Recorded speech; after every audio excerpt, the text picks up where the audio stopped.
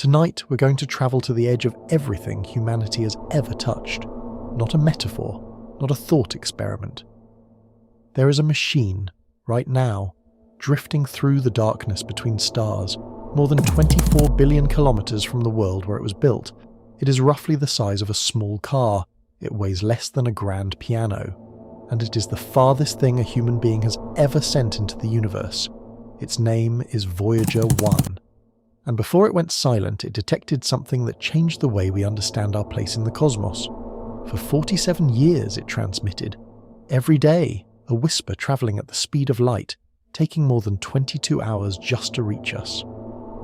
Scientists would sit in quiet rooms in Pasadena and listen, really listen, to signals so faint they were barely distinguishable from the noise of the universe itself. And those signals carried data.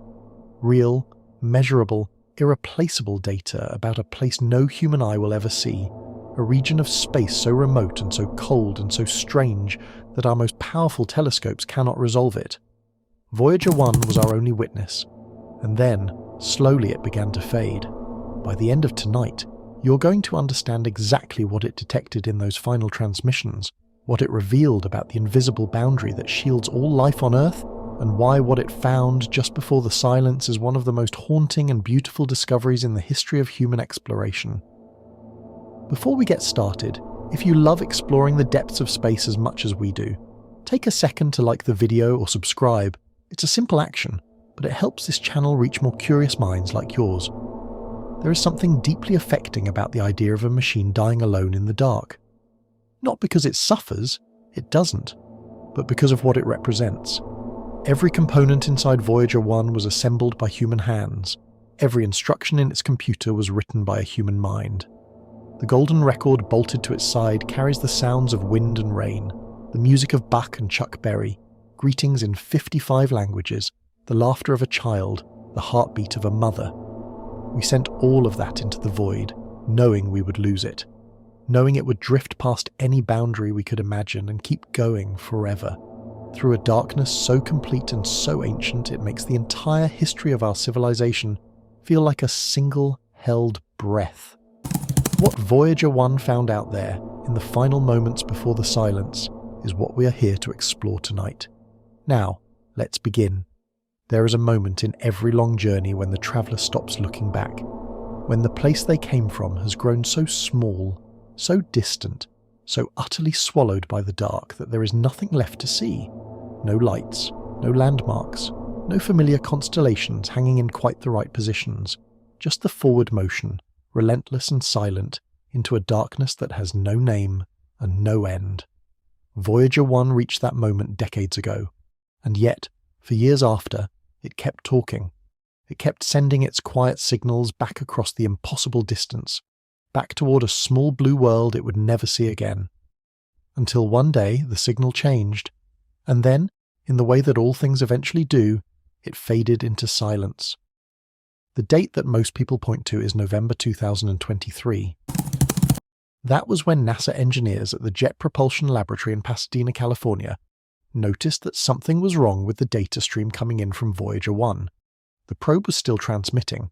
The signal was still arriving 22.5 hours after leaving the spacecraft, travelling at the speed of light across more than 24 billion kilometres of interstellar space. But the data itself had become garbled, unreadable, a repeating pattern of meaningless ones and zeros that carried no scientific information at all. For the team who had spent decades listening to Voyager 1, who had built their careers around interpreting its transmissions, this was not a small technical inconvenience. This was the beginning of the end.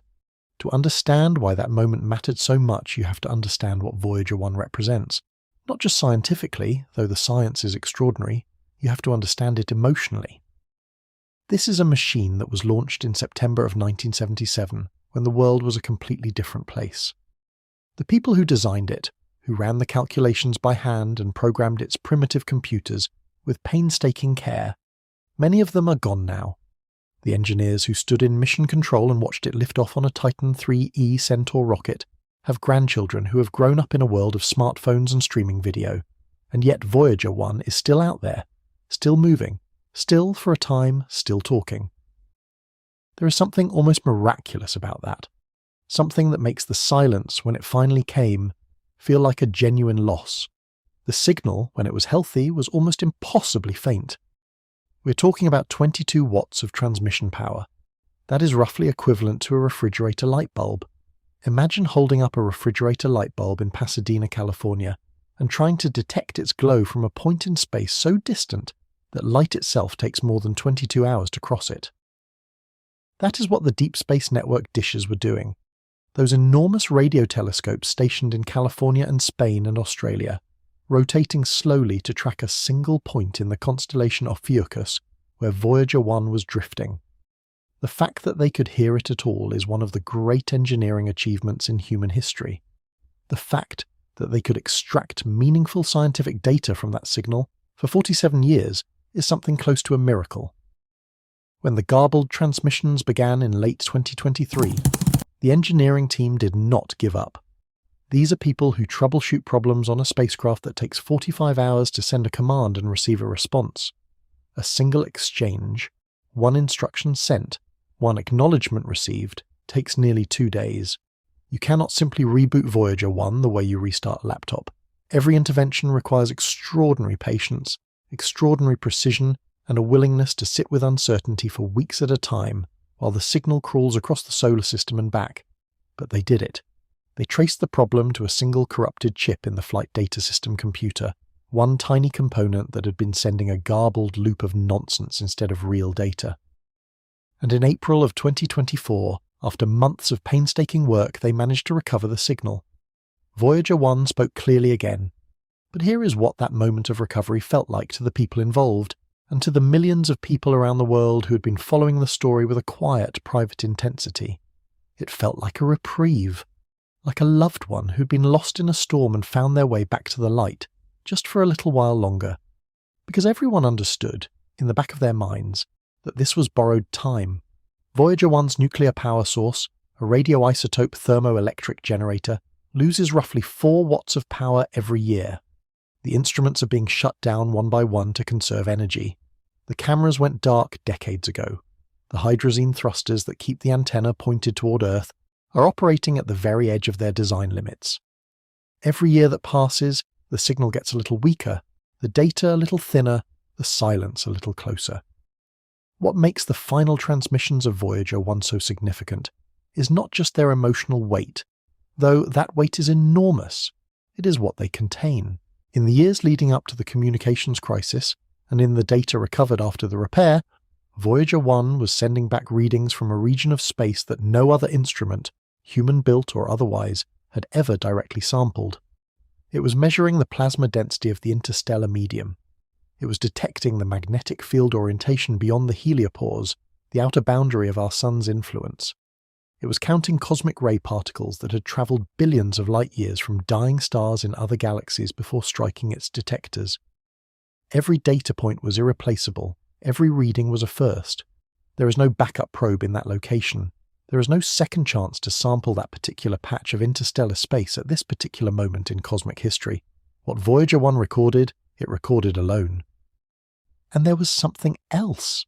Something that the scientists who analysed the data described with a kind of careful, measured excitement that, if you know how scientists usually speak, you recognise immediately as barely contained astonishment. The interstellar medium that Voyager 1 was travelling through was not behaving the way the models had predicted. The magnetic field was oriented differently than expected. The plasma was denser in some regions, thinner in others, in ways that did not match the theoretical maps that had been built up over decades of indirect observation. The universe, it turned out, was stranger than we had imagined. And Voyager 1, drifting alone in the dark, was the only instrument in existence capable of telling us exactly how strange. So tonight we are going to follow that journey. We are going to trace the path of Voyager 1 from its launch on a warm September morning in 1977, through its triumphant flybys of Jupiter and Saturn, past the final photograph it took of our solar system, through the invisible boundary where the sun's influence ends and interstellar space begins, and all the way to the last clear signals it sent before the silence deepened. We are going to look at what it detected, what those detections mean, and what they tell us, not just about the edge of our solar system, but about the nature of the space between stars, and about our own place in a universe that is far larger, far stranger, and far more beautiful than any of us were ever really prepared to understand. Think about what it means to build something knowing you will never get it back. Not a photograph, not a recording, not a copy stored somewhere safe on a hard drive. The actual object, the physical thing, gone forever, swallowed by a darkness so complete and so permanent that no retrieval mission, no matter how advanced our technology becomes, will ever be able to go out and bring it home. That is what the engineers at NASA's Jet Propulsion Laboratory did in the early 1970s when they designed Voyager 1. They built a machine they knew they were sending to its death. A slow death, to be sure, stretched across centuries and millennia of drifting through the void. But a death nonetheless, and they built it anyway, with extraordinary care, with love almost, in the way that engineers who are deeply serious about their work pour something of themselves into the things they create. The Voyager program grew out of a rare alignment. Not just a political and scientific alignment, though there was plenty of both, but a literal one. In the late 1970s, the outer planets of our solar system would arrange themselves in a configuration that occurs only once every 175 years. Jupiter, Saturn, Uranus and Neptune would be positioned in such a way that a single spacecraft using each planet's gravity as a slingshot could visit all four in a single continuous journey. A scientist named Gary Flandreau at the Jet Propulsion Laboratory first recognized this opportunity in 1965. He understood that if humanity did not act within a narrow window of years, the chance would be gone for nearly 2 centuries. That urgency shaped everything that followed. The Voyager probes were not built at a leisurely pace. They were built with the quiet desperation of people who understood that time, cosmic time, was not on their side. Voyager 1 is not a large spacecraft by any measure you might imagine when you think of the word spacecraft. Its main body is roughly the size of a small car, a compact one, with a 10-meter boom extending from one side to keep its instruments away from the probe's own magnetic fields. Its dish antenna, the one that has been pointing back toward Earth for nearly 5 decades now, is just under 3.5 meters across. The whole assembly weighs about 825 kilograms at launch. For comparison, a standard upright piano weighs around the same amount. We sent a piano weight machine to the edge of the solar system and beyond, and it has been one of the most scientifically productive instruments in human history. There is something almost absurdly beautiful about that disproportion, the smallness of the machine and the immensity of what it accomplished. The instruments packed onto that small frame were chosen with great deliberateness. Scientists from universities and research institutions competed fiercely for space on the probe, knowing that each instrument was a one-time investment in a unique opportunity. There were cameras, magnetometers, plasma detectors, cosmic ray sensors, ultraviolet spectrometers, and infrared instruments. Each one designed to answer specific questions about the outer solar system and eventually the interstellar space beyond. The team also made a decision that goes beyond science, one of the most quietly radical decisions in the history of human exploration. They attached a golden record to the side of the spacecraft, a 12-inch gold-plated copper disc containing sounds and images selected to represent the diversity of life and culture on Earth. The sounds of surf and wind and thunder, the songs of birds and whales, music from dozens of cultures, mathematical diagrams, scientific data, greetings spoken in 55 human languages, a message sent into the void, addressed to no one in particular, in the hope that someday, somewhere, someone might find it and understand. The power source that keeps Voyager 1 alive is itself a remarkable piece of engineering. It uses no solar panels. By the time the probe reached Jupiter, it was already too far from the Sun for solar panels to generate meaningful electricity. Instead, Voyager 1 is powered by radioisotope thermoelectric generators, devices that convert the heat produced by the natural radioactive decay of plutonium-238 into electricity. There are 3 of these generators on the probe. At launch, they produced about 470 watts of electrical power combined. By the time you're listening to these words, they are producing somewhere around 250 to 270 watts, and the number continues to fall by roughly 4 watts each year. The engineers knew this from the beginning. They knew that the probe's power supply was a slow countdown, and they designed the mission accordingly, planning to shut down instruments one by one as the power dwindled, extending the probe's useful scientific life as long as physically possible. What is remarkable about this power constraint is not just the engineering ingenuity required to work within it, but what it tells you about the people who built Voyager 1. They were designing for a timeline that extended far beyond their own careers, far beyond their own lifetimes. The decisions being made in laboratories in Pasadena in the early 1970s were decisions that would shape what data Voyager 1 was still capable of collecting in the 2020s and beyond. These engineers were, in a very real sense, writing letters to their successors, people they would never meet, about a machine they would never see again. There is a particular kind of humility in that, a recognition that the work you do today might matter most to a future you cannot imagine, in ways you cannot fully predict. The launch itself happened on September the 5th, 1977. Despite being called Voyager 1, it actually launched 16 days after its twin, Voyager 2, because its faster trajectory meant it would overtake the other probe and reach Jupiter first. The Titan IIIe Centaur rocket carried it into the Florida sky on a clear late summer morning. The people who watched the launch, the engineers, the scientists, the mission managers, describe a feeling that is hard to articulate precisely. Pride, certainly. Anxiety, absolutely. But also something quieter and stranger, a feeling of having committed to something irreversible. Once that rocket left the ground, the probe was gone. Not temporarily gone, not gone until the next mission debrief, but gone in the most permanent sense imaginable. Whatever happened next would happen without any possibility of intervention, correction, or retrieval, and what happened next was extraordinary. But before we get there, I want you to sit with that image for a moment, a machine the size of a small car, carrying a golden record filled with the sounds of a living world, launched into the dark on a trajectory that would carry it, billions of years from now, through the Milky Way long after the sun has burned out and the Earth has been consumed. Right now, as you listen to these words, Voyager 1 is out there, moving at 61,000 kilometers per hour through interstellar space. Silent now, or nearly so, but still moving, still carrying its golden record into a darkness that has no end. Built by human hands to die in the dark, and doing exactly that, with a kind of quiet, patient dignity that feels, if you let yourself think about it for long enough, genuinely moving. There is a particular kind of wonder that belongs to firsts. The first time you see a mountain range from an airplane window and understand, truly understand, the scale of the land below you. The first time you stand at the edge of an ocean at night and feel the weight of all that dark water stretching away into the dark. Firsts carry a specific emotional charge that repetition can never quite replicate.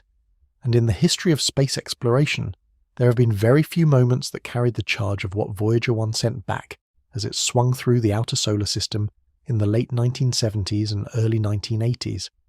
These were genuine firsts, humanity seeing places it had never seen before, up close, in detail, with instruments sensitive enough to reveal textures and colours and structures that no telescope on Earth had ever resolved. What Voyager 1 showed us in those early years was not just data. It was a world made suddenly, shockingly real. The first major encounter was with Jupiter, and it happened in March of 1979, roughly 18 months after launch. Jupiter is the largest planet in our solar system, a gas giant so massive that more than 1,300 Earths could fit inside it. We knew this before Voyager arrived. We had seen Jupiter through telescopes for centuries, had observed its bands of cloud and its famous Great Red Spot, a storm that has been raging continuously for at least 350 years. But knowing something abstractly and seeing it directly are entirely different experiences. When Voyager 1's cameras began returning close-up images of Jupiter's cloud systems, scientists were not prepared for what they saw. The atmosphere was not a simple series of parallel bands. It was a churning, turbulent ocean of gas, with complex eddies and counter-rotating storms and structures that looked almost organic in their intricacy, like something alive, something breathing. But Jupiter's atmosphere was only the beginning. It was the moons that truly rewrote the textbooks. Before Voyager 1 arrived, astronomers believed that the moons of Jupiter were likely cold, cratered, geologically dead worlds, relics of the early solar system sitting quietly in orbit around their giant host. What the probe found instead was a revelation so unexpected that even the scientists who had been arguing for something surprising were stunned. Io, The innermost of Jupiter's large moons turned out to be the most volcanically active body in the entire solar system. Not historically active, not once upon a time active, but actively erupting at the very moment Voyager 1 flew past. Navigation engineer Linda Morabito discovered a volcanic plume rising 280 kilometers above Io's surface in one of the probe's images, and that discovery changed everything we thought we knew about geological activity in the outer solar system. Heat generated by the gravitational tug-of-war between Jupiter and its other moons was literally tearing Io apart from the inside, keeping its interior molten and its surface in constant violent renewal. Europa, another of Jupiter's moons, told a different but equally astonishing story. Its surface was smooth, almost impossibly smooth, with very few craters and a network of long, dark cracks running across it, like lines on a cracked eggshell. Scientists looked at those images and began to ask a question that would eventually become one of the most important questions in planetary science. What if that smooth surface was a sheet of ice floating on a liquid ocean? What if beneath Europa's frozen crust, warmed by the same tidal forces that heated Io, there was liquid water, possibly kilometers deep, possibly warm enough near hydrothermal vents to support some form of life? Voyager 1 did not answer that question, but it asked it, loudly and clearly, in the form of images that every planetary scientist in the world could see and could not stop thinking about. Saturn came next, in November of 1980, and it brought its own astonishments. Saturn's rings had been observed through telescopes since Galileo first noticed something odd about the planet's shape in 1610. But from Earth, even with the best instruments available, the rings appeared as a simple, elegant structure, a few broad bands of material encircling the planet at a distance. Voyager 1's close passage revealed something completely different. The rings were not a few broad bands, they were thousands of individual ringlets, each one slightly different from its neighbours, separated by gaps and waves and spiral structures that should not, by the known laws of orbital mechanics, have been there at all. There were braided rings that twisted around each other. There were spokes, dark radial features that rotated with the rings, in a way that defied simple gravitational explanation. Saturn's rings were not the simple, well-behaved system we had imagined. They were a dynamic, complex, and in many ways deeply mysterious structure that scientists are still working to fully understand today. Saturn's moon Titan also left a lasting mark on the scientific community. Voyager 1's instruments detected that Titan possessed a thick nitrogen-rich atmosphere, denser than Earth's own, with complex organic chemistry happening in its upper layers. The surface was hidden beneath an impenetrable orange haze which only deepened the mystery. Here was a world with weather, with an atmosphere, with chemistry that in some ways resembled the early Earth before life first appeared. Titan would have to wait for the Cassini mission and its Huygens probe decades later to give up its surface secrets. But Voyager 1 was the one that first said, quietly and clearly, that something extraordinary was going on down there beneath that orange veil. What I want you to appreciate as you let these images settle in your mind is the sheer volume of what Voyager 1 overturned in a single pass through the outer solar system. In less than 3 years of active planetary encounters, it dismantled the assumption that the outer solar system was a cold, empty, geologically inert region of leftover material. It revealed active volcanoes on a moon of Jupiter. It suggested hidden oceans beneath icy surfaces. It showed rings of breathtaking complexity around Saturn. It found atmospheres where none were expected. Every single one of those discoveries opened a new line of scientific inquiry that researchers are still actively pursuing today, 45 years later. That is the legacy of the Grand Tour. Not just the images, as magnificent as they were, but the questions they left behind, burning quietly in the minds of scientists who looked at them and thought, "We do not understand this place as well as we thought we did." And after Saturn, the Grand Tour was essentially over. Voyager 2 continued on to Uranus and Neptune, becoming the only spacecraft to visit those worlds. But Voyager 1 took a different path, a deliberate one. Its close flyby of Titan had bent its trajectory out of the plane of the solar system, angling it upward relative to the orbits of the planets, sending it on a course that would carry it away from the planetary realm entirely, and out toward the distant frontier where the sun's influence ends and something else, something vast and ancient and largely unknown, begins, The grand tour was finished. But the real journey, the one that would take Voyager 1 into territory no human instrument had ever explored, was only just getting started. There are photographs that change the way you see yourself. Not portraits, not landscapes, not images of places you have visited or people you have loved, but photographs so disorienting in their perspective that they rearrange something fundamental inside you, some quiet assumption about your own importance that you did not even know you were carrying. Most people have seen the image I am about to describe to you, or at least heard of it. But I want to invite you to encounter it again tonight, slowly, in the dark, as you drift towards sleep, because I think it deserves more than a quick glance on a screen. I think it deserves the kind of long, contemplative attention that only the quiet hours of the night can offer. The image is called the pale blue dot, and the story of how it came to exist is, in its own way, as moving as the image itself. By February of 1990, Voyager 1 had been travelling for more than 12 years. It was approximately 6 billion kilometres from the Sun, farther than any camera had ever pointed back toward our star and the small collection of worlds orbiting it. The probe's scientific mission, in the traditional planetary sense, was long over. Its cameras had not been used in years. There was serious discussion within NASA about turning them off permanently to conserve power, because cameras consume electricity, and electricity was increasingly precious. The instruments that were still operating were focused on the outer environment, on magnetic fields and particle counts and plasma measurements. The cameras were, in practical terms, finished, and then Carl Sagan made a request.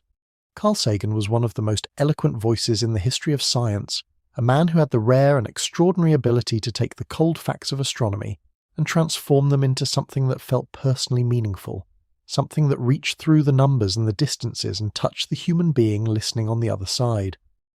Sagan had been involved with the Voyager program since its earliest days. He was part of the team that selected the contents of the Golden Record. He understood, perhaps better than anyone else involved in the mission, that Voyager 1 was not just a scientific instrument. It was a cultural artifact, a mirror held up to humanity at a particular moment in its history. And he had an idea.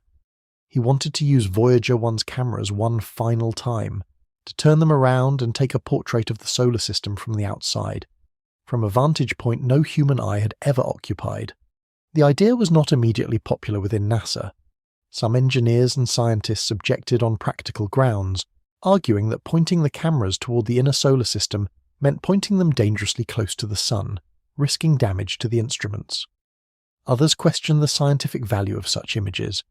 What data could be extracted from a photograph of distant planets taken from 6 billion kilometres away that could not be better obtained by other means? These were reasonable objections. But Sagan persisted, and eventually, after years of advocacy, permission was granted. On February 14th, 1990, a date chosen deliberately, Valentine's Day, a day associated with expressions of affection for the things we cherish, Voyager 1 turned its cameras inward one final time and took a series of 60 frames that together constituted a mosaic portrait of the solar system. Most of those frames showed nothing but empty black space. The planets, even the largest ones, were invisible against the darkness at that distance. But in one frame, caught in a scattered ray of sunlight that happened to intersect the camera's field of view, there was a tiny, almost imperceptible point of light, pale blue-white, a fraction of a single pixel, barely distinguishable from the noise in the image. That was Earth. The world that had produced Shakespeare and Mozart, the pyramids and the internet, every war ever fought and every kindness ever shown, every person who had ever lived, every city ever built, every idea ever conceived. All of it contained in a point of light so small that you could cover it with the head of a pin and have room to spare. Sagan wrote about that image in a passage that has been read aloud by millions of people in the decades since, and its power has not diminished with repetition. Here is what that image does to you, if you let it. It does not make you feel small in a crushing or hopeless way. That is not the emotional register of the pale blue dot, and it was not Sagan's intention. What it does is reframe. It takes all of the things that feel enormous and urgent and irreplaceable in the context of your daily life, the disagreements, the ambitions, the anxieties, the borders and beliefs that people have killed and died for throughout history, and it places them against a backdrop so vast and so indifferent that their scale shifts entirely. Not their importance, necessarily, but their scale. The image does not say that nothing matters. It says that we are very small and very alone, and that the world we share is the only home we have ever known. And somehow, coming from that direction, the message feels not like despair, but like an invitation to take better care of each other and of this fragile, beautiful, irreplaceable dot. After those 60 frames were taken, the cameras on Voyager 1 were powered down for the last time. The pictures had been captured, the data transmitted, the images processed and studied and eventually shared with the world, and that was it. Voyager 1 would never photograph anything again. It would continue to operate its scientific instruments, its plasma detectors and magnetometers and cosmic ray sensors, for decades to come. But it would do so blind, in a sense, moving through the dark without the ability to show us what it was seeing, only to measure it. There is something quietly melancholy about that. The idea of a probe that had sent back some of the most extraordinary images in the history of human exploration, now continuing its journey in visual silence, instruments outstretched, feeling its way through the dark like a traveller who has lost the lantern but kept walking. The pale blue dot photograph marked a turning point in Voyager 1's story, a hinge between two very different phases of the mission. Everything before February 14th, 1990 was about looking outward, about seeing new worlds and new phenomena and expanding the map of the known solar system. Everything after was about listening, about the instruments that were still working, still measuring, still sending back data from regions of space that had never been sampled before. The camera was gone, but the other senses remained, and what they would eventually detect as the probe pushed past the furthest reaches of our sun's influence and into the true interstellar void would prove to be every bit as revelatory as the images of Eo's volcanoes or Saturn's braided rings.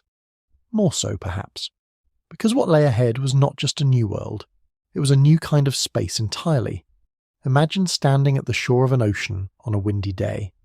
The wind is coming off the water, pushing against you, constant and insistent, carrying with it the smell of salt and the cold of the deep. Now imagine that the wind never stops, that it has been blowing continuously for 4.5 billion years in every direction at once, from a single point at the centre of a vast sphere of space. That is, in a rough but useful sense, what the solar wind is. It is a continuous stream of charged particles, mostly protons and electrons, flowing outward from the sun in all directions at speeds of between 300 and 800 kilometers per second. It fills the entire solar system. It is the reason comets have tails that always point away from the sun, regardless of which direction the comet is travelling. It is, in a very real sense, the sun's breath. And like all breath, it eventually runs out of force. It eventually meets something pushing back. For decades after Voyager 1's launch, scientists had theoretical models describing what would happen when the solar wind finally slowed to a stop. They knew it could not blow forever. At some distance from the sun, the pressure of the solar wind would weaken enough that the interstellar medium, the thin gas and dust and magnetic fields that fill the space between star systems, would begin to push back. The boundary where the solar wind slows abruptly from supersonic to subsonic speeds was called the termination shock. Beyond that, the region where the solar wind continues to flow but more slowly and chaotically, caught in a kind of turbulent mixing zone with the interstellar medium, was called the heliosheath. And beyond the heliosheath lay the heliopause, the true outer boundary, the line where the sun's influence ends entirely and interstellar space begins. These were theoretical constructs, mathematical predictions drawn from models built by very smart people, working with very limited direct data. Nobody had ever been there, until Voyager. Voyager 1 crossed the termination shock in December of 2004, at a distance of approximately 94 astronomical units from the Sun. 1 astronomical unit is the average distance from the Earth to the Sun, roughly 150 million kilometers. 94 of those units is an almost incomprehensible distance, more than 14 billion kilometers from the star at the center of our solar system. And yet, by cosmic standards, it is not far at all. Alpha Centauri, our nearest stellar neighbour, is approximately 270,000 astronomical units away. The termination shock, in other words, is not even 1/10 of 1% of the way to the nearest other star. The solar system, it turns out, is both enormously large by human standards and almost inconceivably small by cosmic ones. The crossing of the termination shock was not a clean, dramatic moment of the kind you might imagine if you were writing a science fiction story. There was no sudden lurch, no alarm, no visible boundary that Voyager 1 sailed through like a ship passing under a bridge. Instead, the data changed. Gradually, then more noticeably, the readings from Voyager 1's instruments began to shift in ways that matched the theoretical predictions for what the termination shock should look like. The solar wind particles slowed. The magnetic field compressed and intensified. The intensity of low-energy particles increased sharply. Scientists on Earth, receiving these readings with a delay of more than 13 hours each way, pieced together what had happened from the instrument data alone, the way a doctor might diagnose a condition from a set of readings without ever seeing the patient directly. It was meticulous, painstaking work, and it confirmed something extraordinary. Voyager 1 had reached the edge of the Sun's direct influence. But here is what surprised the scientists, and here is where the actual universe began to diverge from the theoretical one in ways that nobody had fully predicted. The heliosheath, the turbulent mixing zone between the termination shock and the heliopause, was stranger and more chaotic than the models had suggested. The magnetic field in the heliosheath did not behave the way the simulation said it should. It fluctuated. It reversed direction in places. The particle environment was not the smooth, gradually transitioning gradient the models had predicted, but a complex, lumpy, variable medium that kept throwing up surprises. Every few months, Voyager 1's instruments would detect something that sent the science teams back to their models, adjusting, revising, arguing about what they were seeing and what it meant. The universe, as it so often does, turned out to be more complicated than the elegant mathematics used to describe it. One of the most startling discoveries in the heliosheath came from Voyager 1's magnetometer. The direction of the magnetic field inside the heliosheath was expected to rotate as the probe moved deeper into the mixing zone, eventually aligning with the direction of the interstellar magnetic field beyond the heliopause. What the magnetometer actually found was that the field direction barely changed at all as Voyager 1 moved through the heliosheath. It remained stubbornly, puzzlingly oriented in a direction that did not match the theoretical predictions. This was not a small discrepancy. This was the kind of discrepancy that makes physicists sit down very quietly and stare at the data for a long time before saying anything. It suggested that our models of the heliosphere's shape and structure were missing something fundamental, some process or interaction that the equations had not accounted for. For years, the question of whether Voyager 1 had actually crossed the heliopause and entered true interstellar space was a matter of genuine scientific debate. The probe was clearly in an unusual environment, clearly beyond the termination shock, clearly in a region that was different from anything closer to the Sun. But the definitive signatures of true interstellar space, a sharp increase in galactic cosmic rays, a drop in solar particles, and a measurable shift in the plasma environment, took time to align in a way that everyone agreed was unambiguous. Scientists are careful people. They do not like to make announcements they cannot fully defend. And so the question of Voyager 1's exact location, whether it was still in the heliosheath or had crossed into interstellar space, hung open for years, generating spirited debates at conferences and in the pages of scientific journals. What that debate revealed, perhaps more than any single data point, was how little we actually understood about the boundary of our own solar system. We had been studying the Sun and its influence for generations. We had built sophisticated theoretical frameworks, run complex computer simulations, made detailed predictions. And yet, when the first and only instrument to actually visit this region began sending back its readings, the real universe kept catching us by surprise. That is not a failure of science. That is science working exactly as it should, generating predictions, testing them against reality, and revising the models when reality turns out to be stranger and richer than the equation suggested. But it's also a reminder, a quiet and slightly humbling one, that the universe does not consult our models before deciding how to behave. It simply is what it is, out there in the dark, waiting for us to catch up.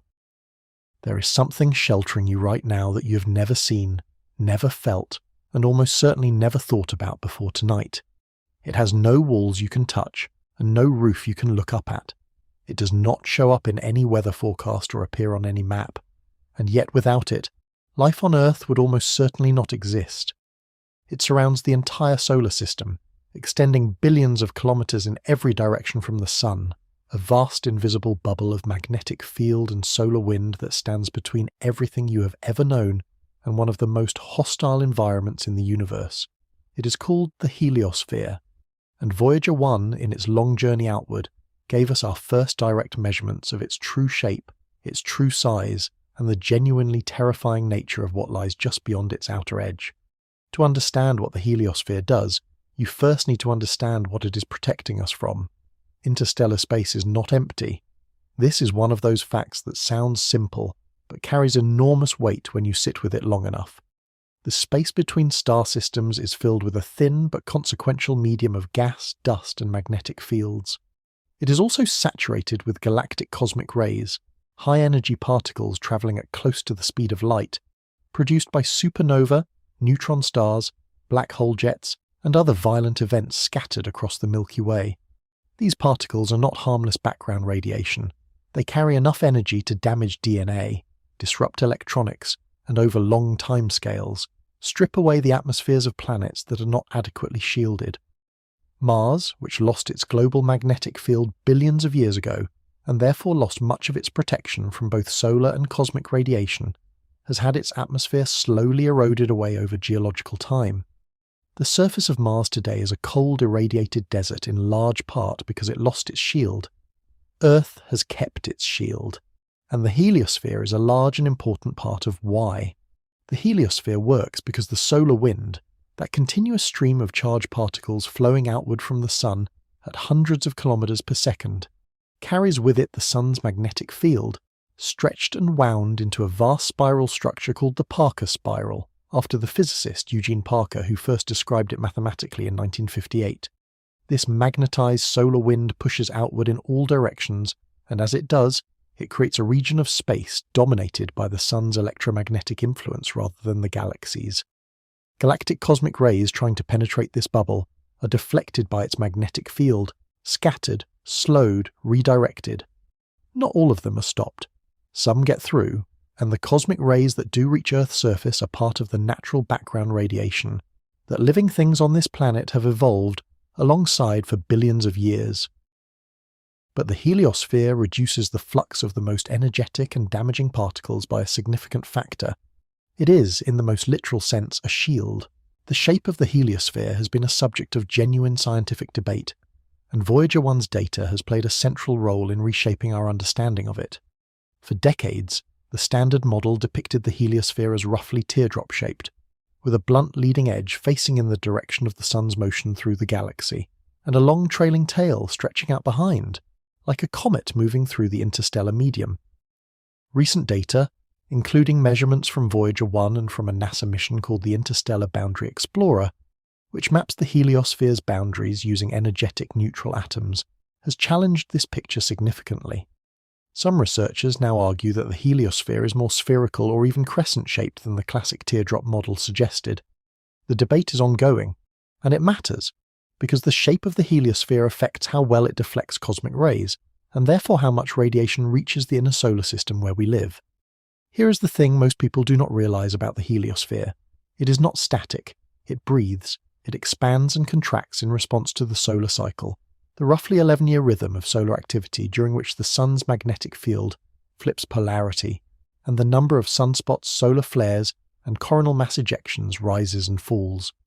During solar maximum, when the Sun is most active, the solar wind is stronger, and the heliosphere pushes outward a little farther. During solar minimum, it contracts slightly. The termination shock, the inner boundary where the solar wind slows to subsonic speeds, actually moves inward and outward by several astronomical units over the course of a single solar cycle. Voyager 2, which crossed the termination shock about 6 years after Voyager 1, did so at a slightly different distance because it crossed during a different phase of the solar cycle. The heliosphere is not a fixed wall. It is a dynamic, pulsing structure, responsive to the star at its center in the same way that the surface of a soap bubble responds to the breath that inflates it. The heliosphere also has a memory. The solar wind that reaches the heliopause today left the Sun years ago. The conditions at the boundary of the heliosphere right now reflect not the current state of the Sun, but the state it was in roughly a decade or more in the past, depending on where in the heliosphere you are measuring. This means that events on the Sun, powerful flares or unusually strong periods of solar activity, send ripples outward through the heliosphere that take years to reach the boundary and interact with the interstellar medium. Voyager 1 detected several of these ripples during its journey through the heliosheath, pressure waves propagating outward from solar events that had occurred years earlier, evidence of the Sun's long reach into the outer regions of its own magnetic domain. What strikes me most about the heliosphere, when I think about it quietly at night, is the sheer improbability of it.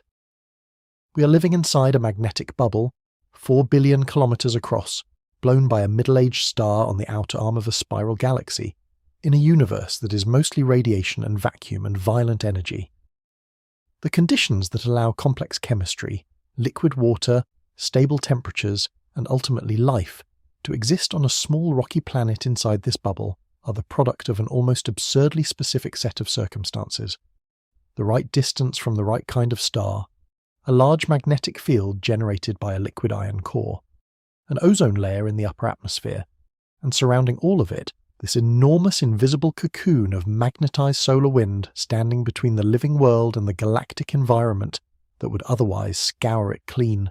Voyager 1 crossed through this cocoon and out the other side, and what it found waiting beyond the boundary was not the peaceful emptiness of popular imagination. It was something stranger, something more energetic, something that our models had underestimated in important ways. The boundary between the heliosphere and interstellar space is not a gentle gradient. It is a frontier, a place where two very different environments meet and push against each other with considerable force. And Voyager 1, the only human-made object ever to cross that frontier, was our sole witness to what that crossing actually feels like from the inside. What it reported back from that boundary and from the interstellar space beyond is where this story truly begins to become something remarkable. There is a moment in every departure when you cross a threshold you cannot uncross. A door closes behind you, a shoreline disappears beneath the horizon, a voice on a phone call falls silent, and you know, with a quiet certainty, that something has ended and something else has begun. For Voyager 1, that moment came in August of 2012, 35 years after it left the Earth, when it crossed the heliopause and became the first human-made object in history to enter interstellar space. Not theoretical interstellar space, not the mathematical boundary drawn on a model, the actual interstellar medium, the ancient cold particle-threaded void that exists between star systems, that has existed in largely the same form since the early universe.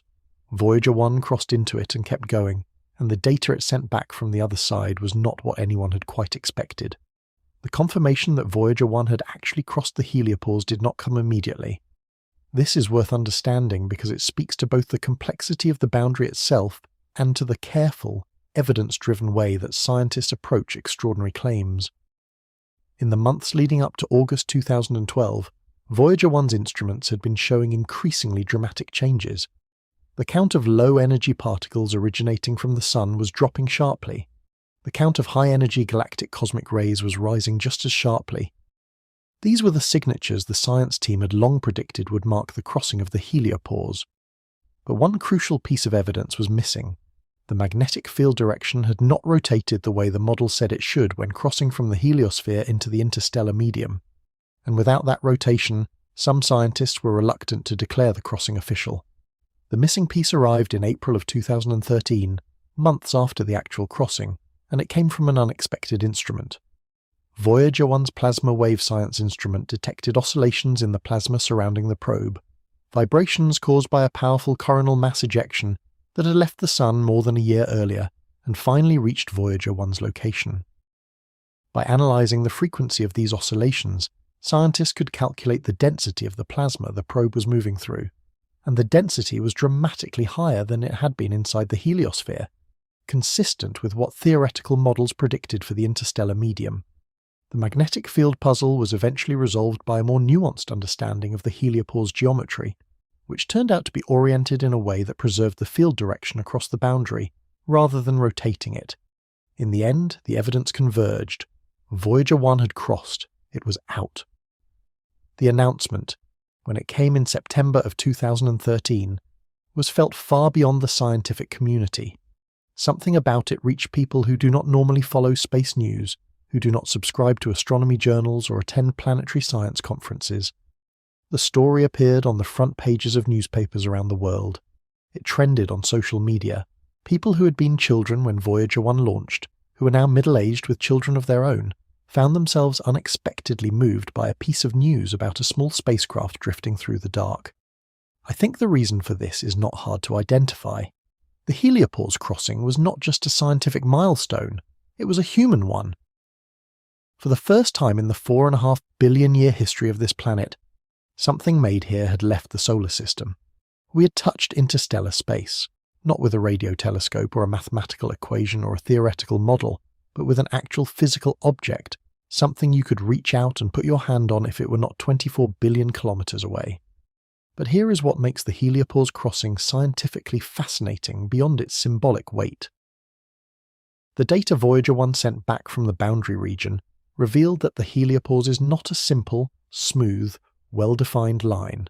It is a dynamic, complex frontier, a place of turbulent interaction between two very different environments.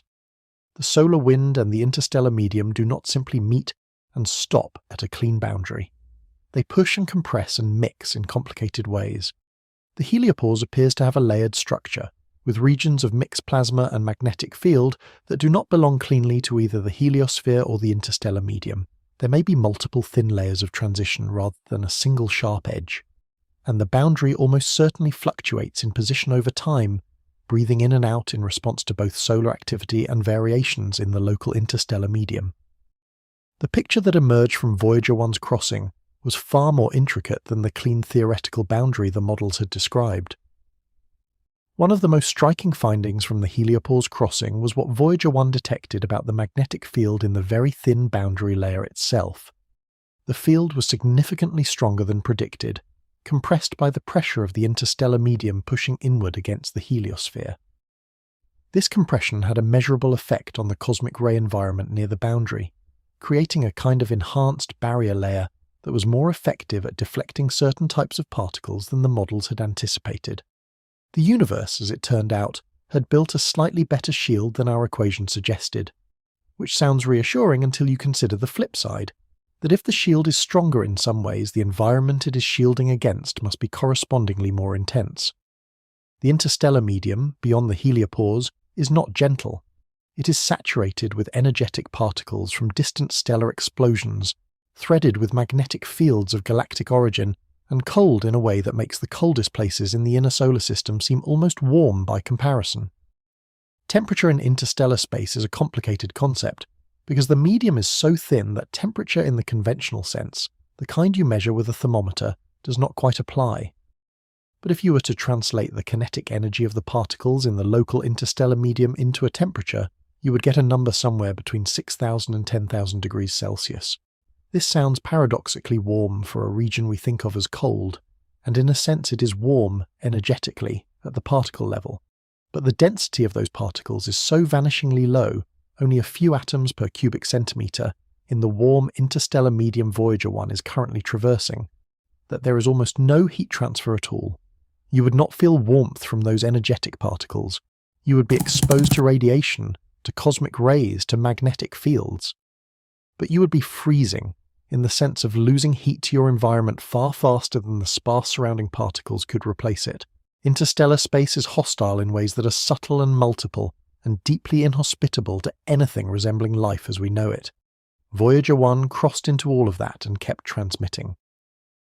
For years after the heliopause crossing, its instruments continued to sample the local interstellar medium, building up a data set that is still the only direct measurement of this environment ever made. Every day that passed was another data point in an irreplaceable record. And the further it travelled from the heliopause, the clearer the picture of interstellar space became. The sun behind it was shrinking. Its influence was fading. The magnetic field threading through space around Voyager 1 was no longer the sun's field at all, but the galaxy's. The particles striking its instruments had not come from our star, but from other stars, some of them long dead, whose dying explosions had sent energy rippling across the Milky Way for thousands or millions of years before finally encountering, in the vast improbability of deep space, a small machine from a small planet orbiting a small star at the edge of one spiral arm. That encounter, between the ancient light of dead stars and a machine built by human hands, is one of the most quietly astonishing facts I know. Close your eyes for a moment and imagine sound travelling through space. Not the dramatic roar of a rocket engine or the thunderous explosions of colliding worlds that science fiction has trained us to expect, but something quieter and stranger. A low, steady hum, barely perceptible, oscillating at frequencies below what human ears can detect without assistance. A drone that has been vibrating through the interstellar medium for millions of years, produced not by any single source, but by the collective motion of plasma, by the interaction of magnetic fields, by the ripple effects of stellar events that happened long before our civilization existed.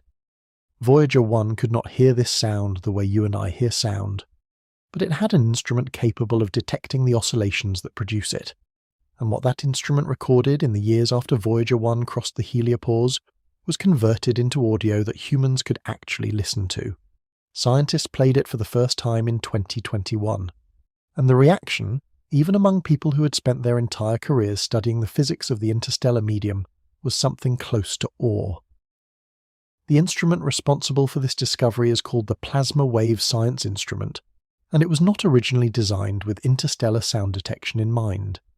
Its primary purpose was to measure oscillations in the electric and magnetic fields surrounding the spacecraft, oscillations produced by the movement of charged particles in the plasma environments Voyager 1 was passing through.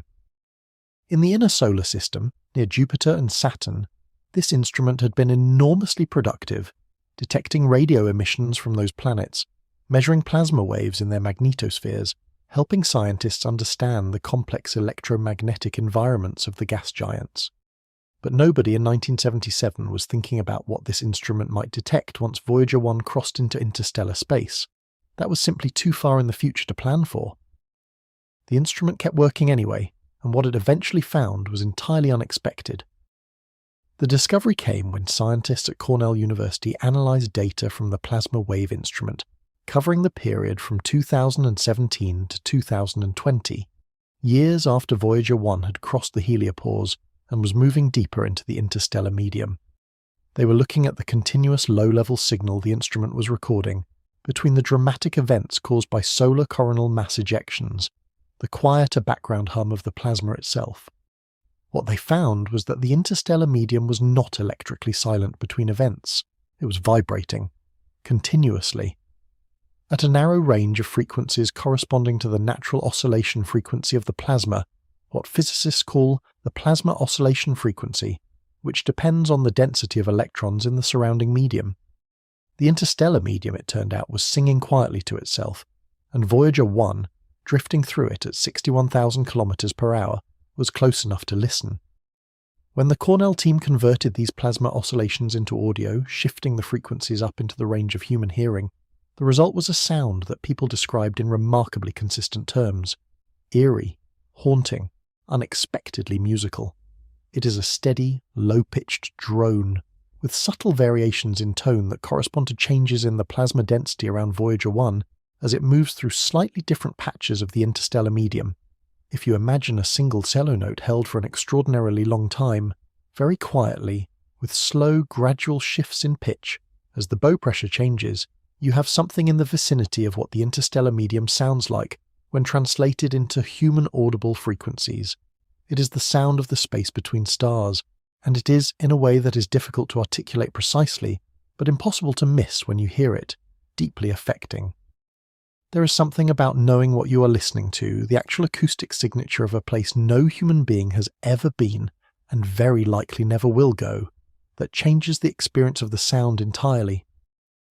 But the plasma wave instrument did not only detect the continuous background hum of the interstellar medium, it also captured specific events, moments when the plasma around Voyager 1 was disturbed by something powerful enough to send oscillations rippling through the surrounding medium.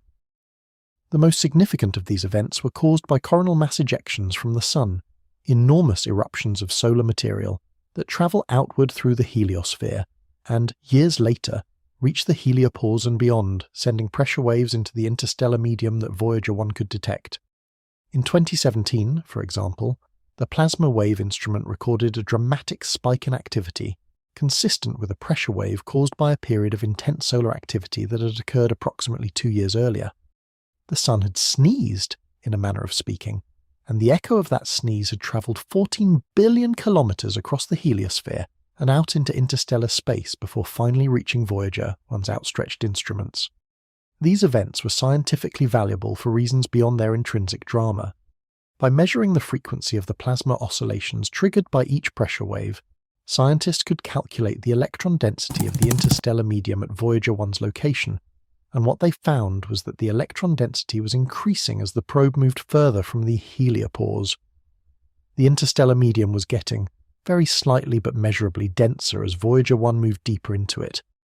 This was consistent with theoretical models suggesting that the region of interstellar space immediately outside the heliopause is compressed and modified by the presence of the heliosphere itself, and that the true undisturbed interstellar medium, the galactic medium as it exists far from any stellar influence, is something Voyager 1 has not yet fully reached and may not reach for many decades. Even now, the Sun's presence is shaping the environment around Voyager 1, subtly, at enormous distances, in ways that our instruments can measure but our intuitions struggle to grasp.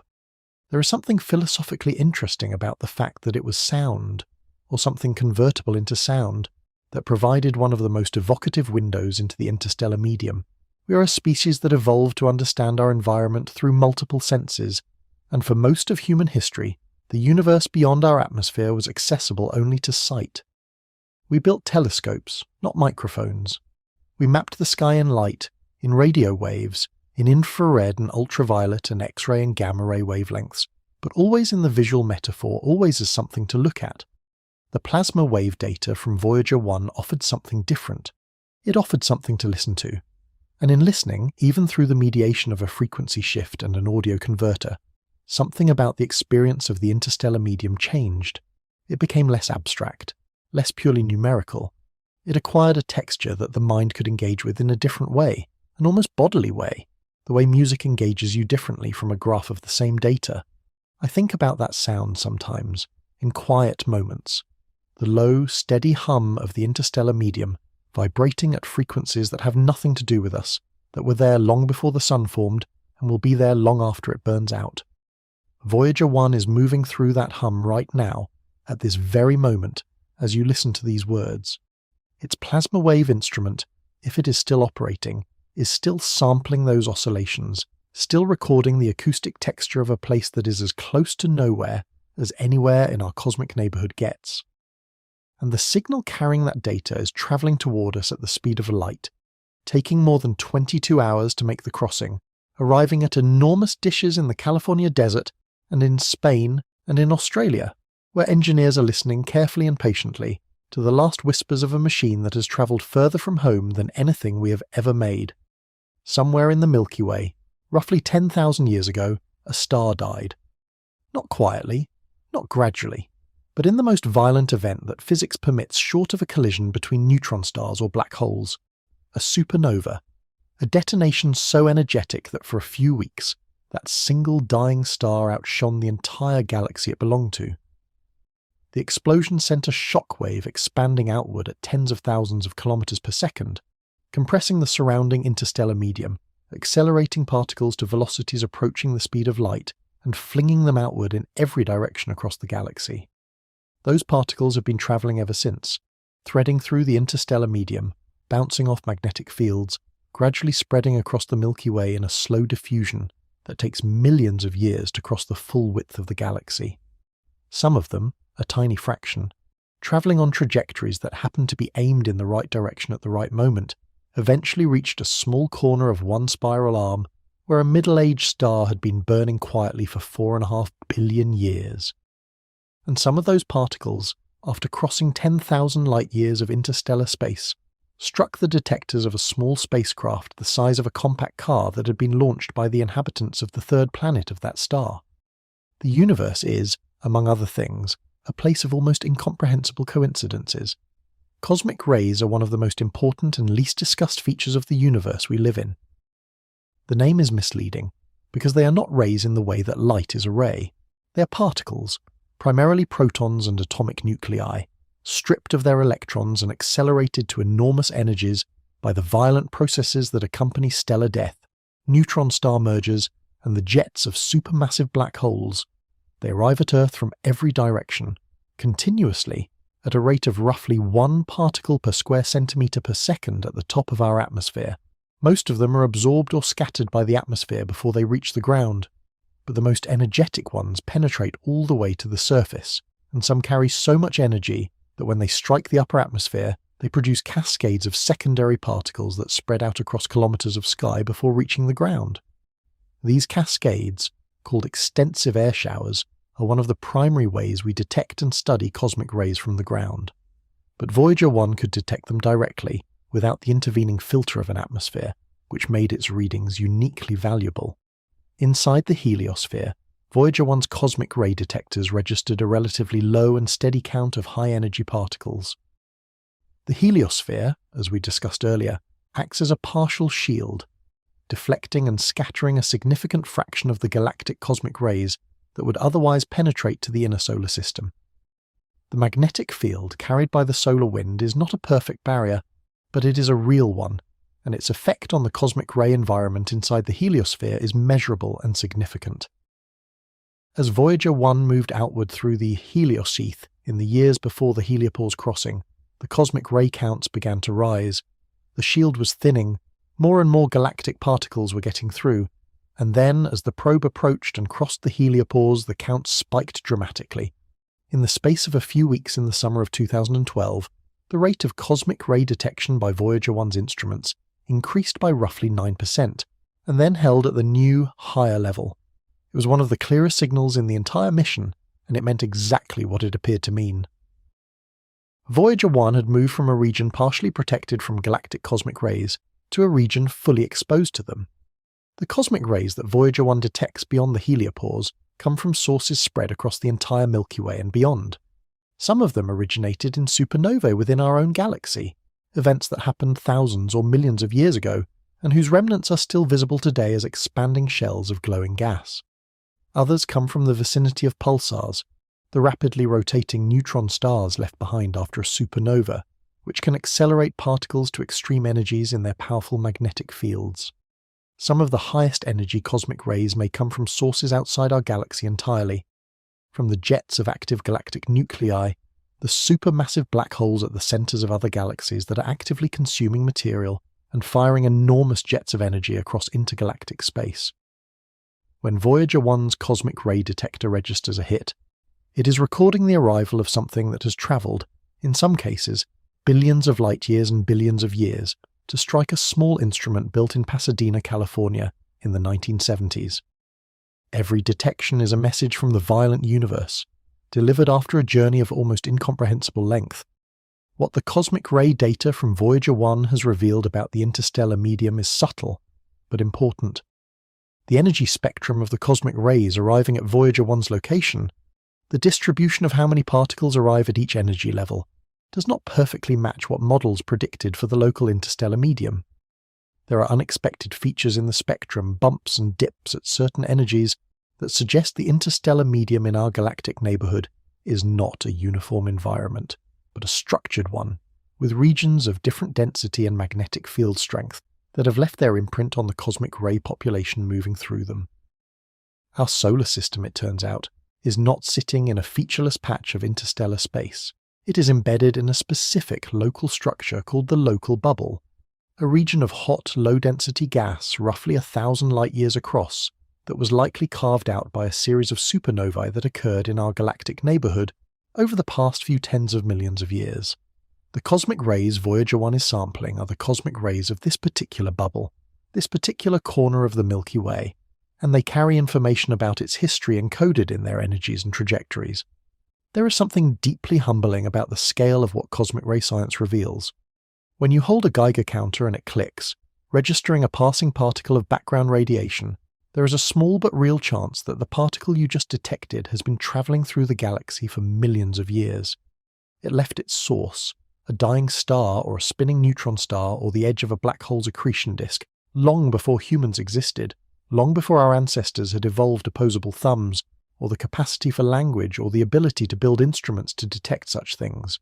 It crossed the galaxy in a straight line, or something close to one, deflected and scattered by magnetic fields along the way, eventually finding itself in the local arm of the Milky Way, then in the heliosphere, then in the upper atmosphere of a small planet, then in the detector of a curious primate holding a small electronic device.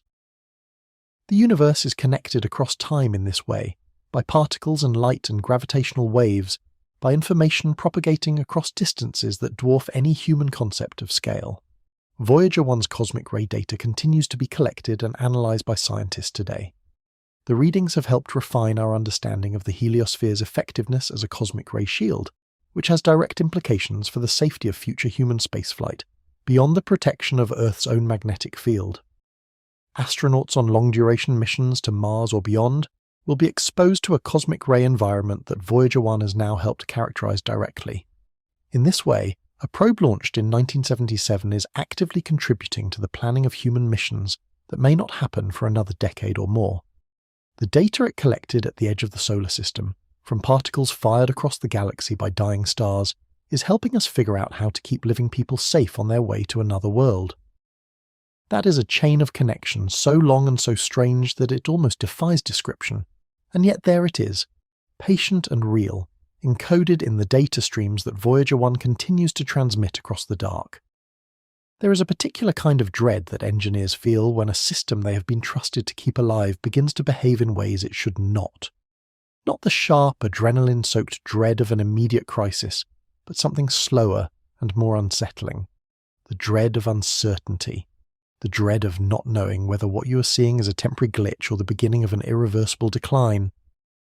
The engineers at NASA's Jet Propulsion Laboratory, who monitor Voyager, will know this feeling well, because they have lived with it for decades, nursing a 47-year-old spacecraft through the accumulated wear of deep time and deep space, coaxing life from systems that were never designed to last this long. But nothing in their long experience of managing Voyager 1's gradual deterioration quite prepared them for what began happening in November of 2023, when the data stream from the most distant human-made object in existence suddenly stopped making sense. The problem announced itself in the most straightforward possible way. The data coming in from Voyager 1's Flight Data System computer, this subsystem responsible for packaging scientific and engineering readings into a format that could be transmitted back to Earth, had become garbled. Not absent, not silent, but garbled. The signal was still arriving, still travelling at the speed of light for more than 22 hours before reaching the Deep Space Network's receiving dishes. The carrier wave, the underlying radio transmission, was intact and strong enough to detect, but the information riding on that carrier wave was not readable. It was a repeating sequence of ones and zeros that did not correspond to any valid data format, a loop of nonsense cycling over and over, as if the spacecraft's computer had gotten stuck in a rut and could not find its way out. For the team responsible for Voyager 1, this was deeply alarming. It meant that even though the probe was physically functioning, they could not tell what its instruments were reading or what its systems were doing. They were, in effect, flying blind. The diagnostic process that followed was unlike anything in conventional spacecraft operations, because the communication delay that defines every interaction with Voyager 1 makes conventional troubleshooting essentially impossible. When you send a command to Voyager 1, you wait 22.5 hours for it to arrive. Then you wait another 22.5 hours for any response to travel back. A single round-trip exchange takes 45 hours. If the command produces unexpected results, and you need to send a follow-up, you are looking at another 45 hours before that response arrives. There is no rapid iteration, no quick back and forth, no ability to watch the system respond in real time and adjust your approach on the fly. Every decision has to be made carefully, deliberately, with full awareness that the consequences of a mistake will not be known for nearly 2 days and cannot be reversed for nearly 2 more. The Voyager team operates in slow motion by necessity, and they have developed a patience and a methodical thoroughness that is, in its own way, remarkable. The investigation into the source of the garbled data took months. The team worked through a systematic process of elimination, sending commands to Voyager 1 that would cause different subsystems to report their status, trying to isolate which component was responsible for the corrupted output. They ruled out the transmitter. They ruled out problems with the antenna pointing. They ruled out issues with the scientific instruments themselves. Gradually, painstakingly, the evidence pointed toward the flight data system computer, specifically toward one particular chip within that computer. This chip was responsible for storing a portion of the software code that the computer used to format data for transmission. And the team's leading hypothesis, which took months to confirm, was that this chip had failed in a way that corrupted the specific section of code it was responsible for holding. The software was still running, but a portion of it had been scrambled, and that scrambled portion was producing the garbled output that had been arriving at Earth since November. Here is the thing most people do not realize about the software running on Voyager 1's computers. It was written in the 1970s, not updated in the 1970s, not originally developed in the 1970s and then periodically refreshed, but written then and largely unchanged since. The programming language it uses, a custom assembly language specific to the probe's processors, is not something that most software engineers working today have ever encountered. The team at the Jet Propulsion Laboratory that maintains Voyager 1 includes people who have spent decades developing expertise in this specific archaic system, and the institutional knowledge required to modify Voyager 1's software safely is concentrated in a remarkably small number of people. When a problem arises that requires changes to the flight software, the options are constrained in ways that have no parallel in modern computing. You cannot simply patch the code and push an update. Every change has to be meticulously planned, tested on Earth-based simulators, reviewed by multiple experts, and then transmitted with the full awareness that if something goes wrong, the response will be days away. The solution the team devised was elegant in its simplicity, though the execution was anything but simple.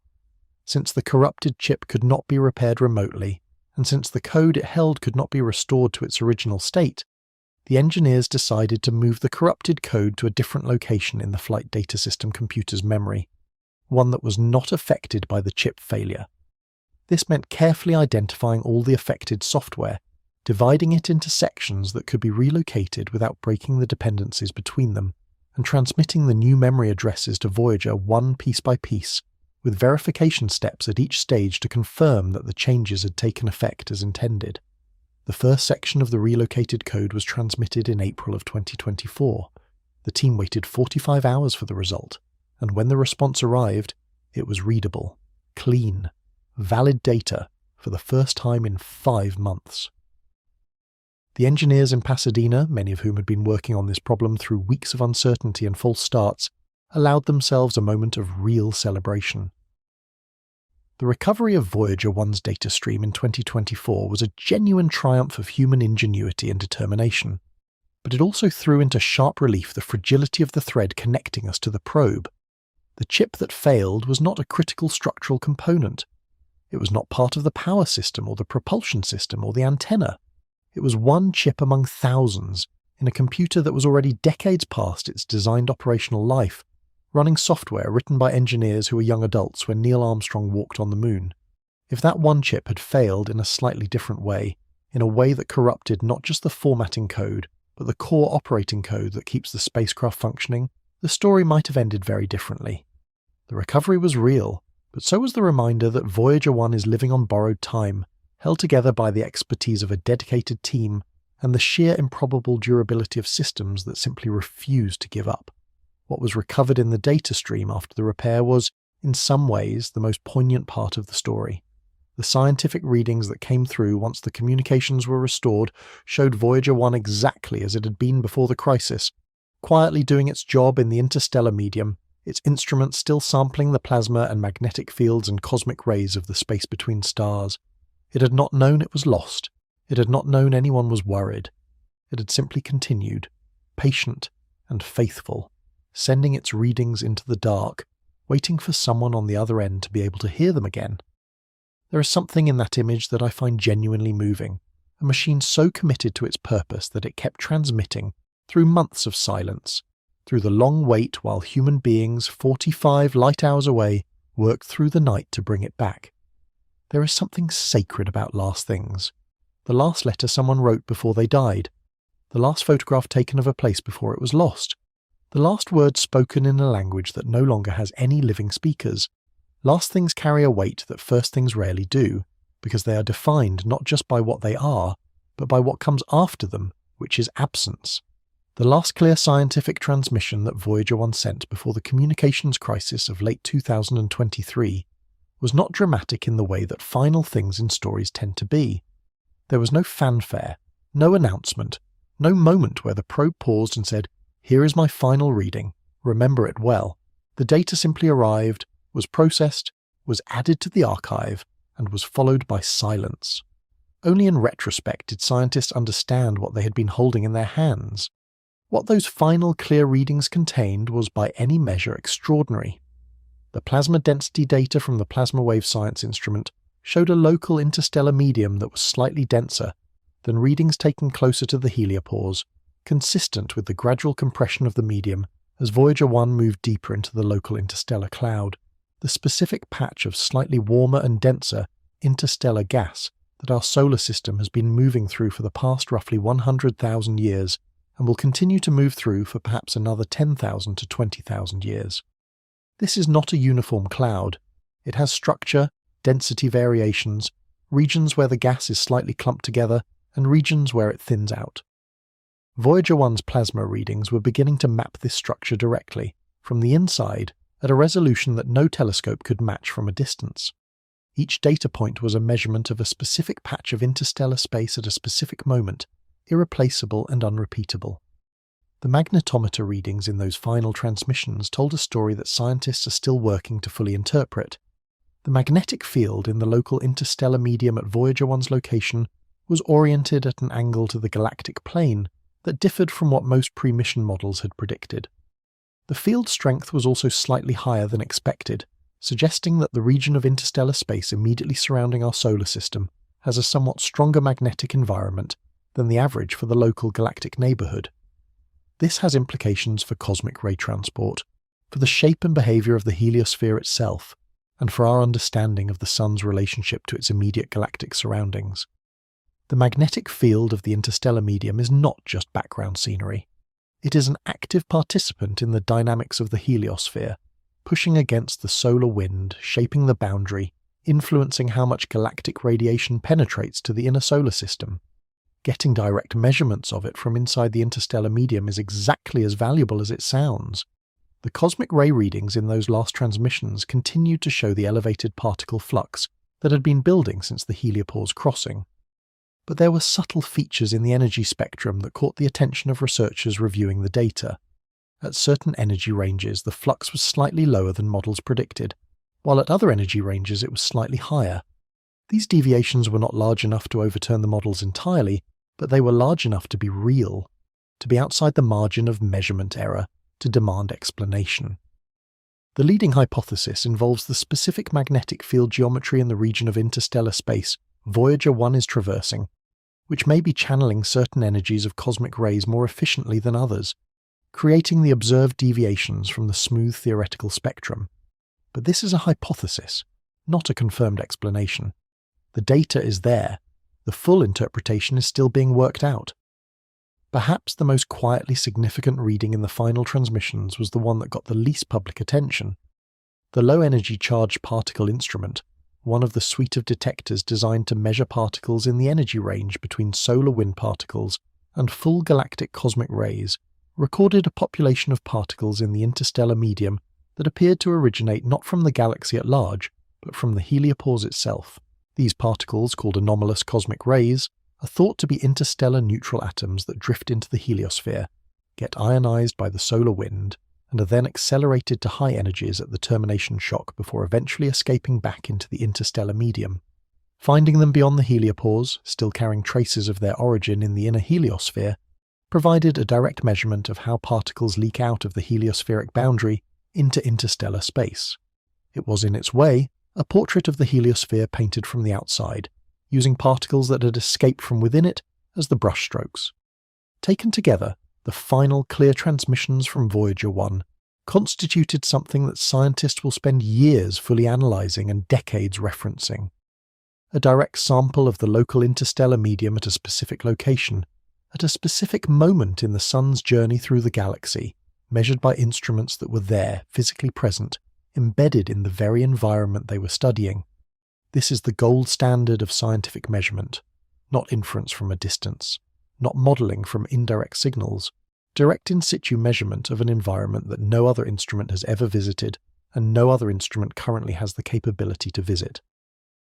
The data archive from Voyager 1's interstellar phase is, in a very real sense, unique in the history of human science.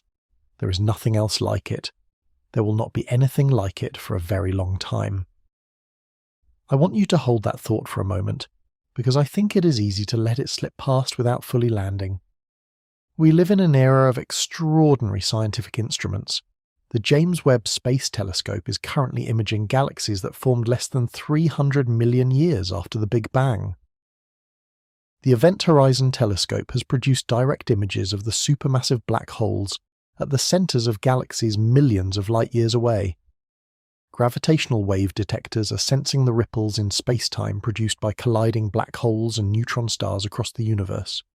These are breathtaking achievements, and yet none of them have done what Voyager 1 did, which is to physically go somewhere no instrument had ever gone and take readings from inside it. The telescope can tell you what a place looks like from a distance. Only a probe at the location can tell you what it feels like to be there, what the particle density is, what the magnetic field strength is, what the plasma is doing. Voyager 1 did that for interstellar space, and the last clear data it sent before the crisis of 2023 was the latest entry in the only direct scientific record of what that environment is actually like. When the data stream was restored in 2024, after the months of painstaking work to relocate the corrupted software, the readings that came back through showed that the instruments were still working, still sampling, still recording. The interstellar medium around Voyager 1 had not changed dramatically during the communications blackout, which was itself a useful piece of information, confirming that the local environment was relatively stable at the scale of months. But the interruption served as a reminder, a gentle and then increasingly insistent reminder, that every transmission from Voyager 1 now has to be treated as potentially the last. The power is declining, the instruments are being shut down one by one, the margin between function and silence is narrowing with each passing year. What the probe sends back today may be the most complete picture we will ever have of the specific patch of interstellar space it is currently crossing. And so the scientists who receive its data do so with a kind of attention that is tinged, I think, with something that goes beyond professional interest, something closer to gratitude. There is a particular quality to the silence that follows a long conversation. Not the silence of a room that was always empty, but the silence of a room where someone was recently speaking, where the air still carries the faint warmth of a voice, where you can almost hear, if you're very still and very attentive, the ghost of what was just being said. That is the silence that the deep space network dishes are learning to live with as Voyager 1's signal continues its long, slow fade. The probe has not gone completely silent, not yet, but the silence is coming. You can hear it approaching in the data, in the narrowing margins of instrument capability, in the growing list of systems that have been powered down to conserve what little energy remains. The conversation that began in September of 1977 is entering its final pages, and the people listening know it. The Deep Space Network is the infrastructure that makes communication with Voyager 1 possible, and it is worth pausing to appreciate what an extraordinary piece of engineering and logistics it represents. 3 complexes of large radio antenna dishes, one near Barstow in the Mojave Desert of California, one outside Madrid in Spain, and one near Canberra in Australia, positioned roughly 120 degrees apart around the Earth, so that as our planet rotates, at least one complex always has Voyager 1 above its horizon. The largest dishes in the network are 70 meters across, enormous parabolic structures that can be pointed with extraordinary precision at a target that is, from their perspective, essentially a mathematical point in the sky. Voyager 1's signal, when it arrives at these dishes after its 22-plus-hour journey, is so faint that it is below the thermal noise floor of ordinary electronics. Detecting it requires specialized receivers cooled to within a few degrees of absolute zero, combined with sophisticated signal processing software that can tease a meaningful carrier wave out of what would otherwise be indistinguishable background noise. As Voyager 1's power has declined, the engineering team has had to make increasingly difficult choices about which instruments to keep running and which to shut down. Every instrument on the probe consumes electricity, and electricity is the one resource that cannot be replenished or supplemented from Earth. The cameras, as mentioned, went dark in 1990. Various other instruments have been powered down in the decades since, each shut down a small, permanent loss of scientific capability. The current plan calls for shutting down the remaining science instruments one by one over the coming years, with the exact schedule depending on how the power levels hold up. At some point, probably sometime in the late 2020s or early 2030s, the power will fall below the threshold required to operate any science instrument at all, and Voyager 1 will continue its journey through interstellar space without the ability to tell us anything about what it is experiencing. It will be flying blind, in a sense, though it will not know it. It will simply be doing what it has always done, moving forward, carrying its golden record, crossing the dark. The people who work on the Voyager mission are not naive about what is coming. They have known for years that the mission has a finite lifetime, that the nuclear batteries will eventually run too low to power the instruments, that the signal will eventually become too weak to reliably extract data from. This knowledge shapes the work in ways that are both practical and emotional. On the practical side, it means that instrument shutdowns are planned and sequenced carefully, with the goal of preserving the instruments most likely to return unique scientific data for as long as possible.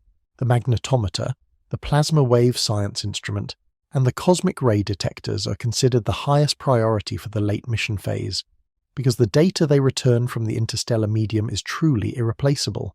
On the emotional side, it means that the scientists and engineers who have devoted years or decades to the mission carry with them a constant low-level awareness of impending loss, the way you might feel in the final weeks of a journey you know is ending. The signal itself has changed character over the decades in ways that reflect both the probe's distance and its declining power. In the early years of the mission, Voyager 1's transmissions were strong enough that the science data could be extracted quickly and cleanly. As the probe moved farther from Earth and its power declined, the signal-to-noise ratio fell, and the deep space network had to work harder to pull the data out of the noise. Techniques that were cutting edge in the 1980s are now routine, and new techniques have been developed specifically to extend the mission's useful scientific life. In recent years, the network has used an array mode, combining signals from multiple dishes simultaneously to increase the effective collecting area and improve the signal-to-noise ratio enough to keep the data readable. This kind of resourceful adaptation is characteristic of the Voyager team, a group of people who have spent decades finding creative solutions to problems that were never anticipated when the mission was designed. There are moments in the history of the mission that former team members describe as particularly affecting, moments when the approaching silence became suddenly, viscerally real in a way that the abstract knowledge of it never quite prepared them for. One such moment came in 2023 during the communications crisis caused by the corrupted chip, when for several months the team received no usable data from Voyager 1 at all. The signal was there, the carrier wave was arriving. But the information it carried was meaningless. Engineers who had been receiving and interpreting Voyager data for years found themselves in the strange position of having contact without communication, presence without voice. Several of them have described this period as genuinely distressing, not because they were certain the probe was dying, but because the uncertainty was so complete. Not knowing whether the instrument you have been listening to for decades is still functioning, still measuring, still doing the work it was built to do, is a particular kind of helplessness. When the signal was restored in 2024, the relief was palpable and very human. But it was also tempered by the understanding that the restoration was temporary. Every recovered transmission is borrowed time. Every clear data point is a gift from a machine that was never supposed to last this long, running on nuclear batteries that are slowly, inexorably losing their warmth. The team celebrates these recoveries genuinely, and they should.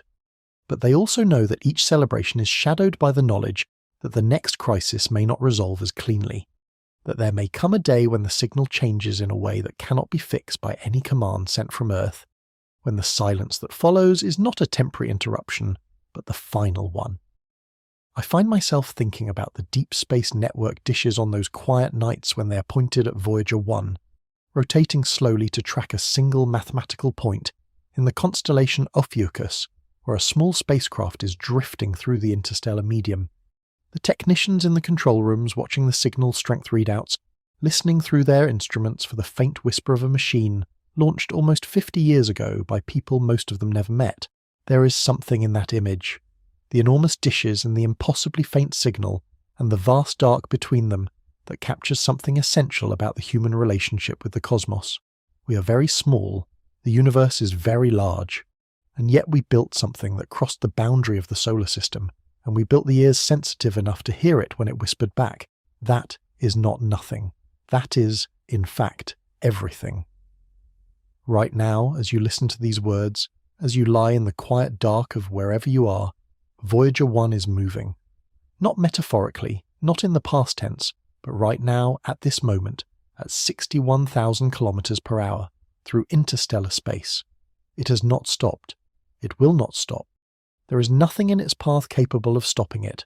No friction, no drag, no gravitational body close enough to pull it into orbit or deflect it significantly from its course.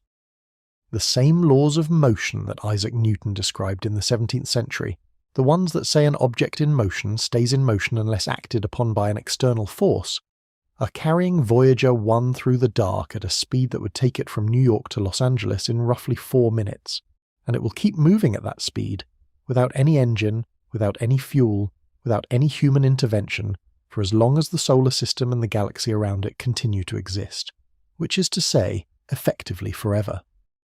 The trajectory Voyager 1 is following takes it generally in the direction of the constellation Ophiuchus, upward and outward relative to the plane of the solar system, angled away from the galactic plane at roughly 35 degrees.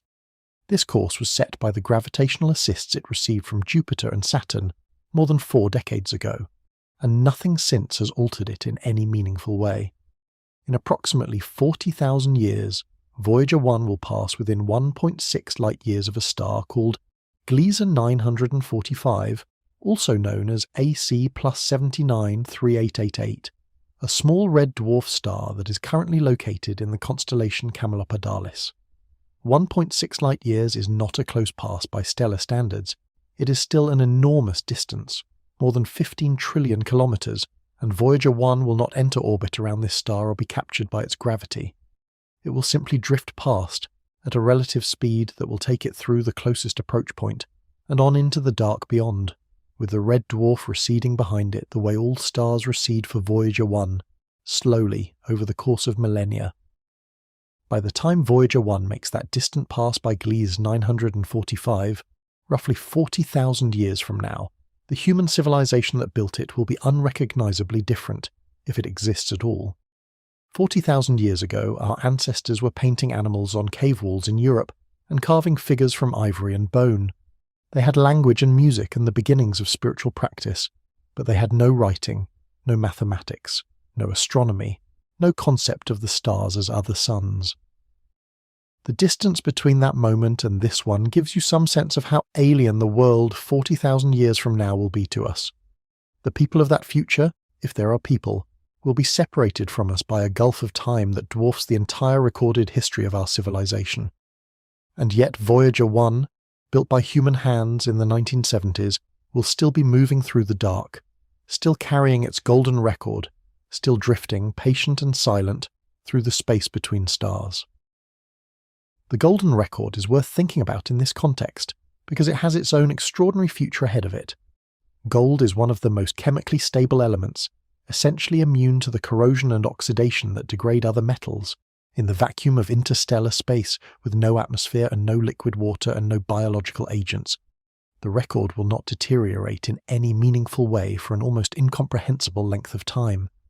The information encoded on it, the sounds of Earth, the music, the greetings in 55 languages, the mathematical diagrams, the images of human beings and landscapes and scientific instruments, is protected by the gold plating and by the cartridge attached to the side of the spacecraft that contains instructions for playing it.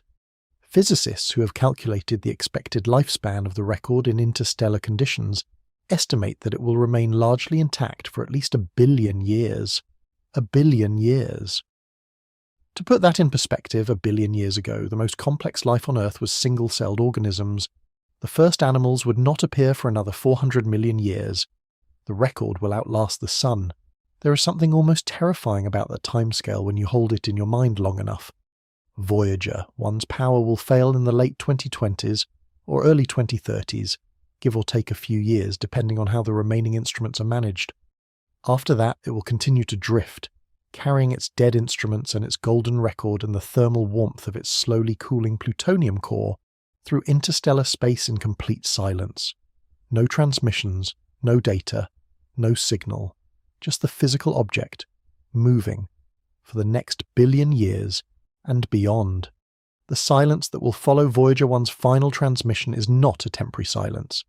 It is a permanent one, broken only by the astronomically improbable event of another civilization finding the probe and activating the record. That possibility is so remote as to be essentially fantasy, and yet the record is there. The instructions are there. The sounds of a living world are encoded on a gold disk drifting through the dark, waiting. The instruments that are still operating on Voyager 1 today are the survivors of a long process of managed shutdown. The imaging science system, the photopolarimeter, the ultraviolet spectrometer, the plasma subsystem, and several others have all been powered down over the decades. What remains active is a carefully chosen set of instruments focused on the interstellar environment. The magnetic field sensor, the cosmic ray subsystem, the low-energy charged particle instrument, and the plasma wave science instrument. These are the tools most capable of returning unique scientific data from the interstellar medium, and they have been kept alive at the cost of everything else. Each surviving instrument draws power from the declining nuclear batteries, and each year, the margin for keeping them alive grows a little thinner. The team reviews the power budget regularly, looking for ways to squeeze additional operational time out of systems that were designed for a 5-year mission and have now been running for nearly half a century.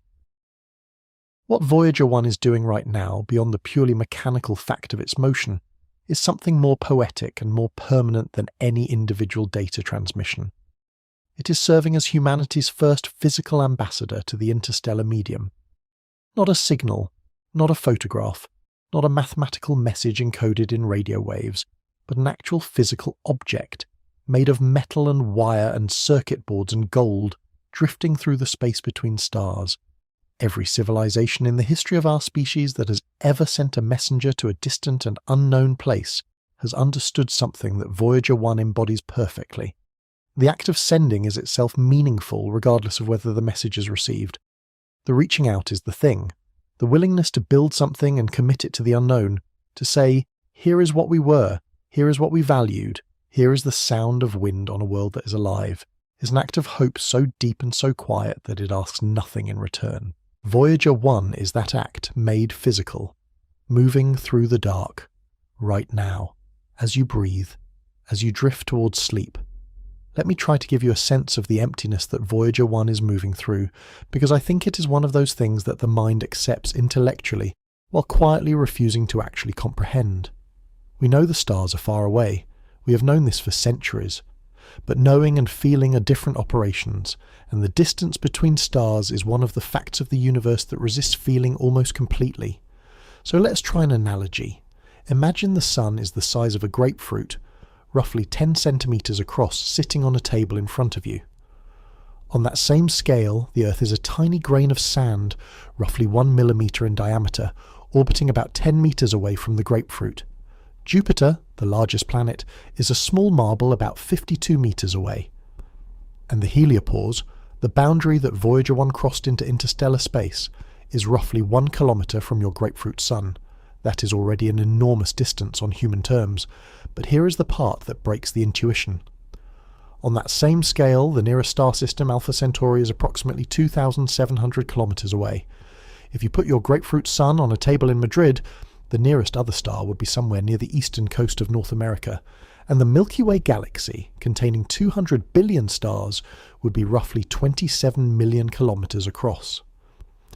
The emptiness between stars is not just large. It is a different category of large than anything our species has ever had to think about before. Voyager 1 is currently crossing this emptiness, and it will be crossing it for a very, very long time.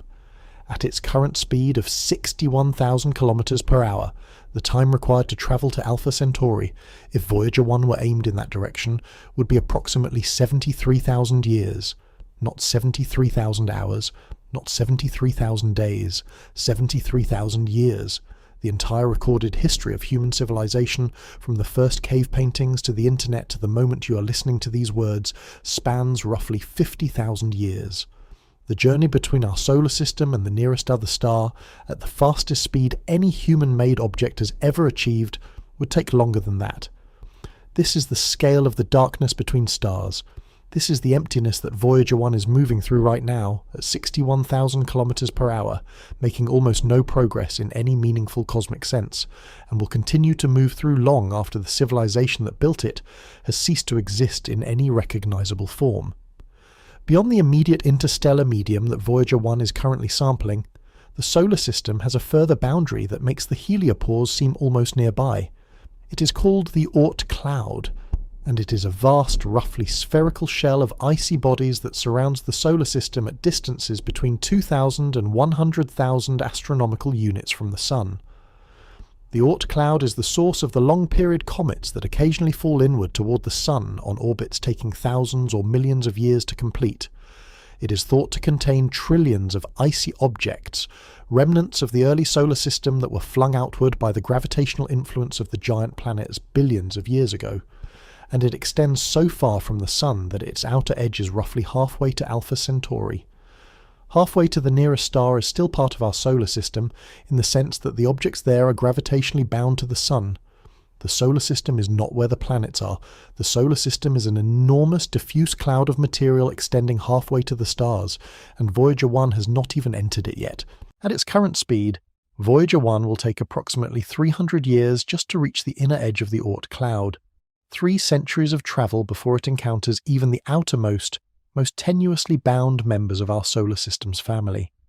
It will then spend roughly 30,000 years crossing the Oort cloud itself, passing through a region so vast and so sparsely populated that the probability of it coming within a meaningful distance of any individual Oort cloud object is essentially zero. The Oort cloud is not a wall or a visible structure. It is more like a vast statistical cloud of possibilities, objects that could be there, scattered so thinly across an enormous volume of space that the average distance between them is measured in millions of kilometers.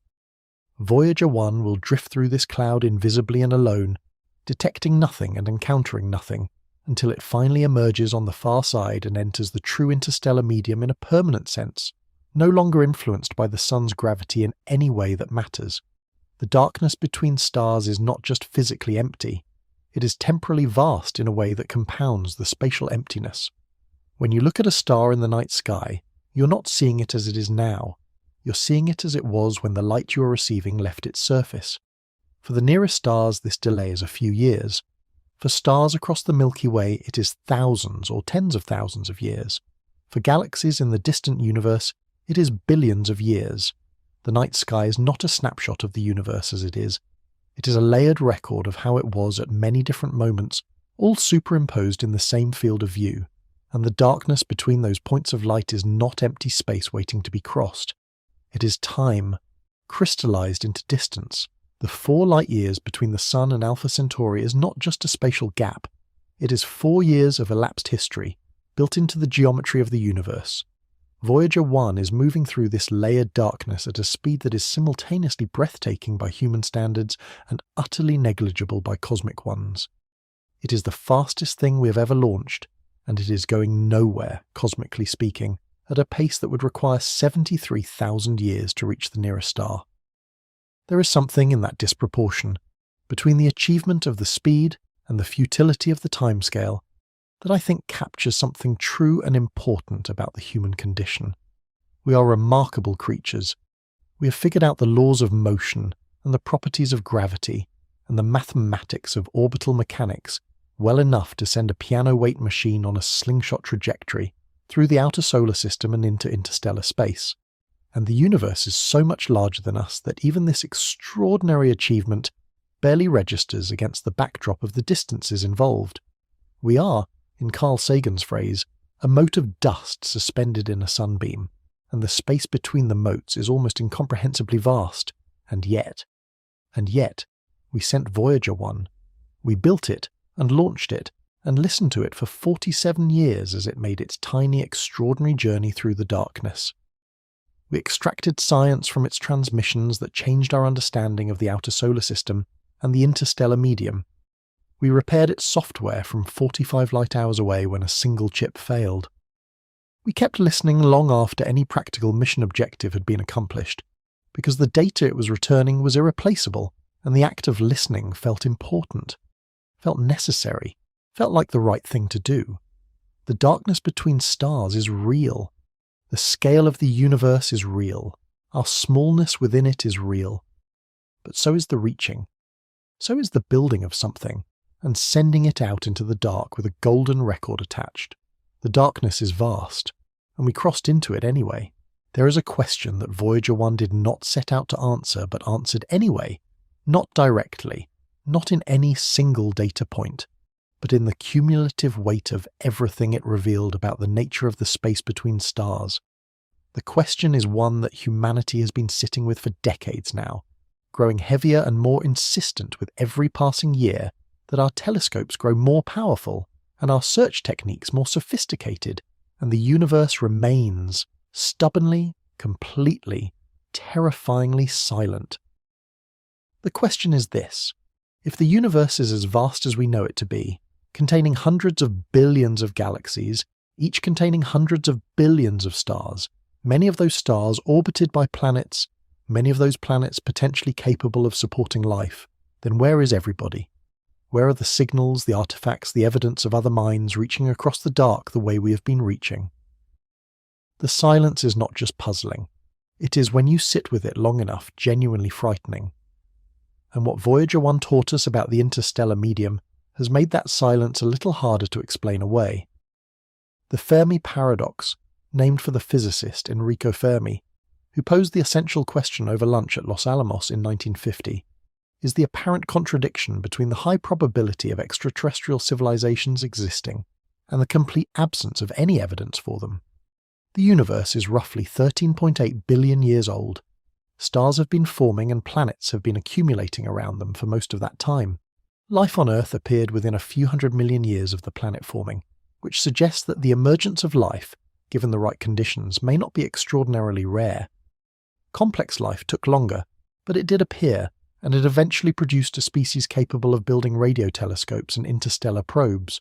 If this happened here, the argument goes, it should have happened elsewhere, many times, in the billions of years before our solar system even formed, and if advanced civilizations exist or have existed, at least some of them should have sent signals, built structures, or dispatched probes that we ought to be able to detect by now. The fact that we have detected nothing remains one of the deepest unsolved puzzles in science. Voyager 1's journey through the interstellar medium does not solve the Fermi paradox. Nothing currently in our possession does. But it does add a layer of visceral, direct understanding to one of the most important variables in the equation. The interstellar medium is not the gentle, traversable emptiness that early science fiction imagined when it depicted starships crossing between solar systems in days or weeks. It is a vast, radiation-saturated, magnetically threaded void in which the distances are so enormous and the travel times so astronomical that even our fastest probe, travelling at 61,000 kilometers per hour, would take 73,000 years to reach the nearest star. Any civilization attempting to physically explore the galaxy, rather than communicating across it by radio or light, would face timescales that make the entire history of human civilization look like a brief afternoon. The practical challenges of interstellar travel are not just engineering problems. They are problems of time, of biological lifespan, of cultural continuity across generations, of maintaining a coherent purpose across spans of time that dwarf the longest-lived human institutions. And yet, the distances alone do not fully explain the silence. Radio waves travel at the speed of light, and a civilization with our level of technology or greater would be capable of sending detectable signals across hundreds or thousands of light years.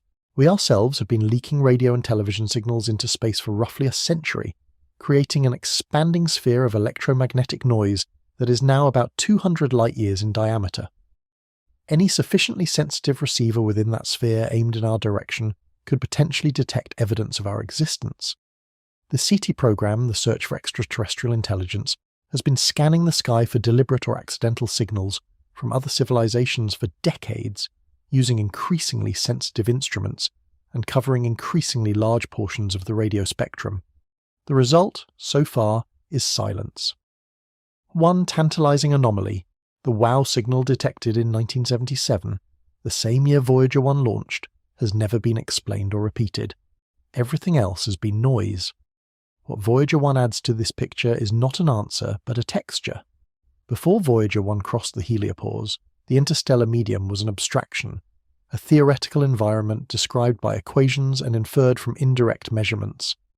After the crossing, it became a place, a real physical environment that a real physical object had entered and sampled and reported back from. And what the reports revealed was an environment that is, by any human standard, extraordinarily hostile, not to radio waves, which pass through it easily, but to anything biological, anything chemical, anything that requires the stable temperatures and pressures and chemical environments that life as we know it depends upon. The cosmic ray bombardment in interstellar space, unshielded by any heliosphere, would be lethal to unprotected biological organisms over timescales of weeks. The temperatures are within a few degrees of absolute zero in terms of thermal energy available to material objects. The distances are so vast that even travelling at a significant fraction of the speed of light, which is far beyond anything we can currently achieve, the journey between stars would take years or decades. None of this makes it impossible that life exists elsewhere. The universe is too large and too old and too varied for that conclusion to be warranted. But it does make it easier to understand why, even if life is common and intelligence is not extraordinarily rare, the gap between the emergence of a technological civilization and its ability to make itself detectable across interstellar distances might be narrow. Civilizations may arise, flourish, send a few signals into the dark and then go quiet for reasons that have nothing to do with interstellar travel and everything to do with the internal challenges of maintaining a complex technological society over the centuries and millennia required for those signals to reach another world and be recognized. The silence of the universe may not be evidence of our loneliness. It may be evidence of the difficulty of the problem, of how hard it is to persist long enough to find each other across these impossible distances. Voyager 1 crossed the heliopause and entered the darkness between stars, and it did so alone. No signal from another civilization greeted it. No probe from another world had passed through that region before it and left any trace we could detect. The interstellar medium it sampled was ancient and pristine, and utterly indifferent to the small machine moving through it. If there are other civilizations in the Milky Way, they have not left fingerprints in the local interstellar medium that our instruments could find. The dark between the stars is, as far as we can tell, empty of everything except particles and fields and the slow diffusion of cosmic ray particles fired by dying stars. It is a long way between minds, and maybe that is, in the end, what Voyager 1's journey most powerfully illustrates. Not the existence of the silence, which the Fermi paradox already told us about, but the scale of what the silence is filled with, the sheer volume of the dark, the incomprehensible amount of nothing that separates the something of one world from the something of another. We are out here. We sent a probe to prove it, and the universe so far has not written back. There is an old human gesture that predates writing, predates civilization, predates almost every form of communication we have developed across the long arc of our history. It is the gesture of casting a message into a medium you cannot control, in the hope that something on the other side will receive it. A bottle thrown into the ocean, a prayer spoken into the dark, a story carved into stone and left for whoever comes after. Every culture that has ever existed has practiced some version of this gesture, this reaching toward an unknown recipient, this willingness to commit words or meaning or feeling to a medium that offers no guarantee of delivery. It is, in a way, the most fundamentally human thing we do. We reach. We always reach, even when we know the odds are against us, even when we understand with the rational part of our minds that the message may never arrive. We reach anyway, because the alternative, the silence of not trying, feels worse than the uncertainty of trying and not knowing. Voyager 1 is that gesture, made into metal and circuitry and gold. It is the most extravagant message in a bottle that our species has ever constructed, launched into the most enormous ocean that exists, the interstellar void, with the faintest possible hope that someday, somewhere, across a span of time that makes recorded history look like an eye blink, something with the curiosity and the capability to play a golden record might find it drifting in the dark.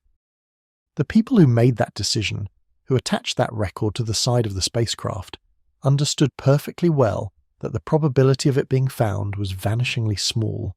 They understood that the universe is mostly empty, that interstellar space is vast beyond comprehension, that the odds of any object encountering another object in the absence of a targeted trajectory are essentially zero. They put the record there anyway, because the act of including it said something true about who we are, about the kind of species that builds things and sends them out and hopes. The golden record contains 115 images encoded in analog form, along with a collection of natural sounds from Earth, musical selections from different cultures and different eras, spoken greetings in 55 languages, and printed messages from the President of the United States and the Secretary General of the United Nations at the time of the launch. The musical selections range from Azerbaijani bagpipes to Beethoven's Fifth Symphony to Chuck Berry's Johnny B. Goode. The natural sounds include rain and surf and wind and thunder, the songs of birds and whales, the sounds of a mother kissing her child, a footstep, a heartbeat. The images include diagrams of the solar system and mathematical constants, photographs of mountains and deserts and forests and oceans, images of human beings eating and drinking and running and sleeping, a nursing mother, a man in a supermarket, a traffic jam, a sunset. It is a portrait of a living world assembled in a hurry by a committee of brilliant people who knew they were trying to capture something that cannot really be captured, the totality of a civilization, the essence of a species, the sound of a planet that is alive. I think about what it would mean for that record to be found. Not by us, not by a future human civilization that eventually develops the technology to retrieve it, but by something genuinely other. By minds that evolved under a different star, in a different chemical environment, with sensory organs and cognitive architectures that we cannot imagine. What would they make of Chuck Berry?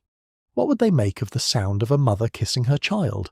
Would the mathematical constants encoded on the disk give them a way in, a shared language of logic and number that transcends the specifics of biology?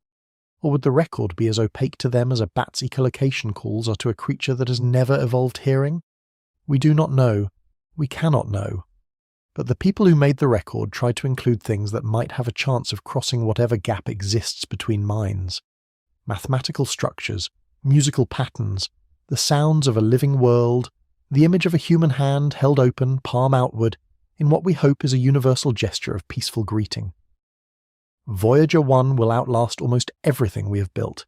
The pyramids of Egypt, which have stood for 4,500 years and are considered among the most durable human constructions in existence, will be worn to dust by wind and rain and time long before Voyager 1 completes even a small fraction of its journey through the interstellar medium. The languages spoken on Earth today will have changed beyond recognition in 10,000 years, the way English has changed beyond recognition from the Anglo-Saxon spoken 1,000 years ago. The nations and institutions and religions that feel so permanent and so essential in the context of our present moment will be gone, transformed, replaced by things we cannot predict. And through all of that change, through all of that becoming and unbecoming, Voyager 1 will be moving 61,000 kilometers per hour through the dark, carrying its record, patient beyond any human conception of patience, durable beyond any human conception of durability. What does it mean that we are the universe noticing itself? It is a phrase that gets used often in discussions of consciousness and cosmology, sometimes so often that it risks becoming a cliché, a thing you say without really meaning. But I want to invite you to let it land tonight. As you lie in the dark, as your body relaxes and your breathing slows, and the world outside your window continues its ancient rotation. The atoms in your body were forged in the hearts of stars that exploded before the sun was born. The carbon in your cells, the oxygen in your lungs, the iron in your blood, these are not things that were always here. They were made in the nuclear furnaces of dying stars and scattered across space in supernova explosions, and gathered by gravity into the cloud that became the sun and the planets, and assembled over billions of years of chemistry and biology into the extraordinarily improbable fact of you, lying here, thinking about a spacecraft drifting through the dark between stars. The universe made you out of itself, and through you, it is looking at itself, wondering about itself, reaching toward itself across the impossible distances. Voyager 1 is the universe reaching toward itself.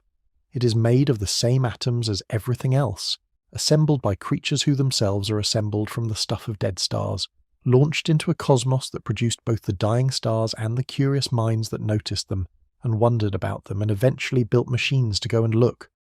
When Voyager 1 crossed the heliopause and entered interstellar space, it was the universe stepping outside one of its own boundaries to look back at where it had come from. The pale blue dot, the cosmic ray bombardment, the plasma oscillations of the interstellar medium, the golden record spinning slowly in the dark. All of it is the universe examining itself through instruments it grew on a small wet world in one of its quieter corners.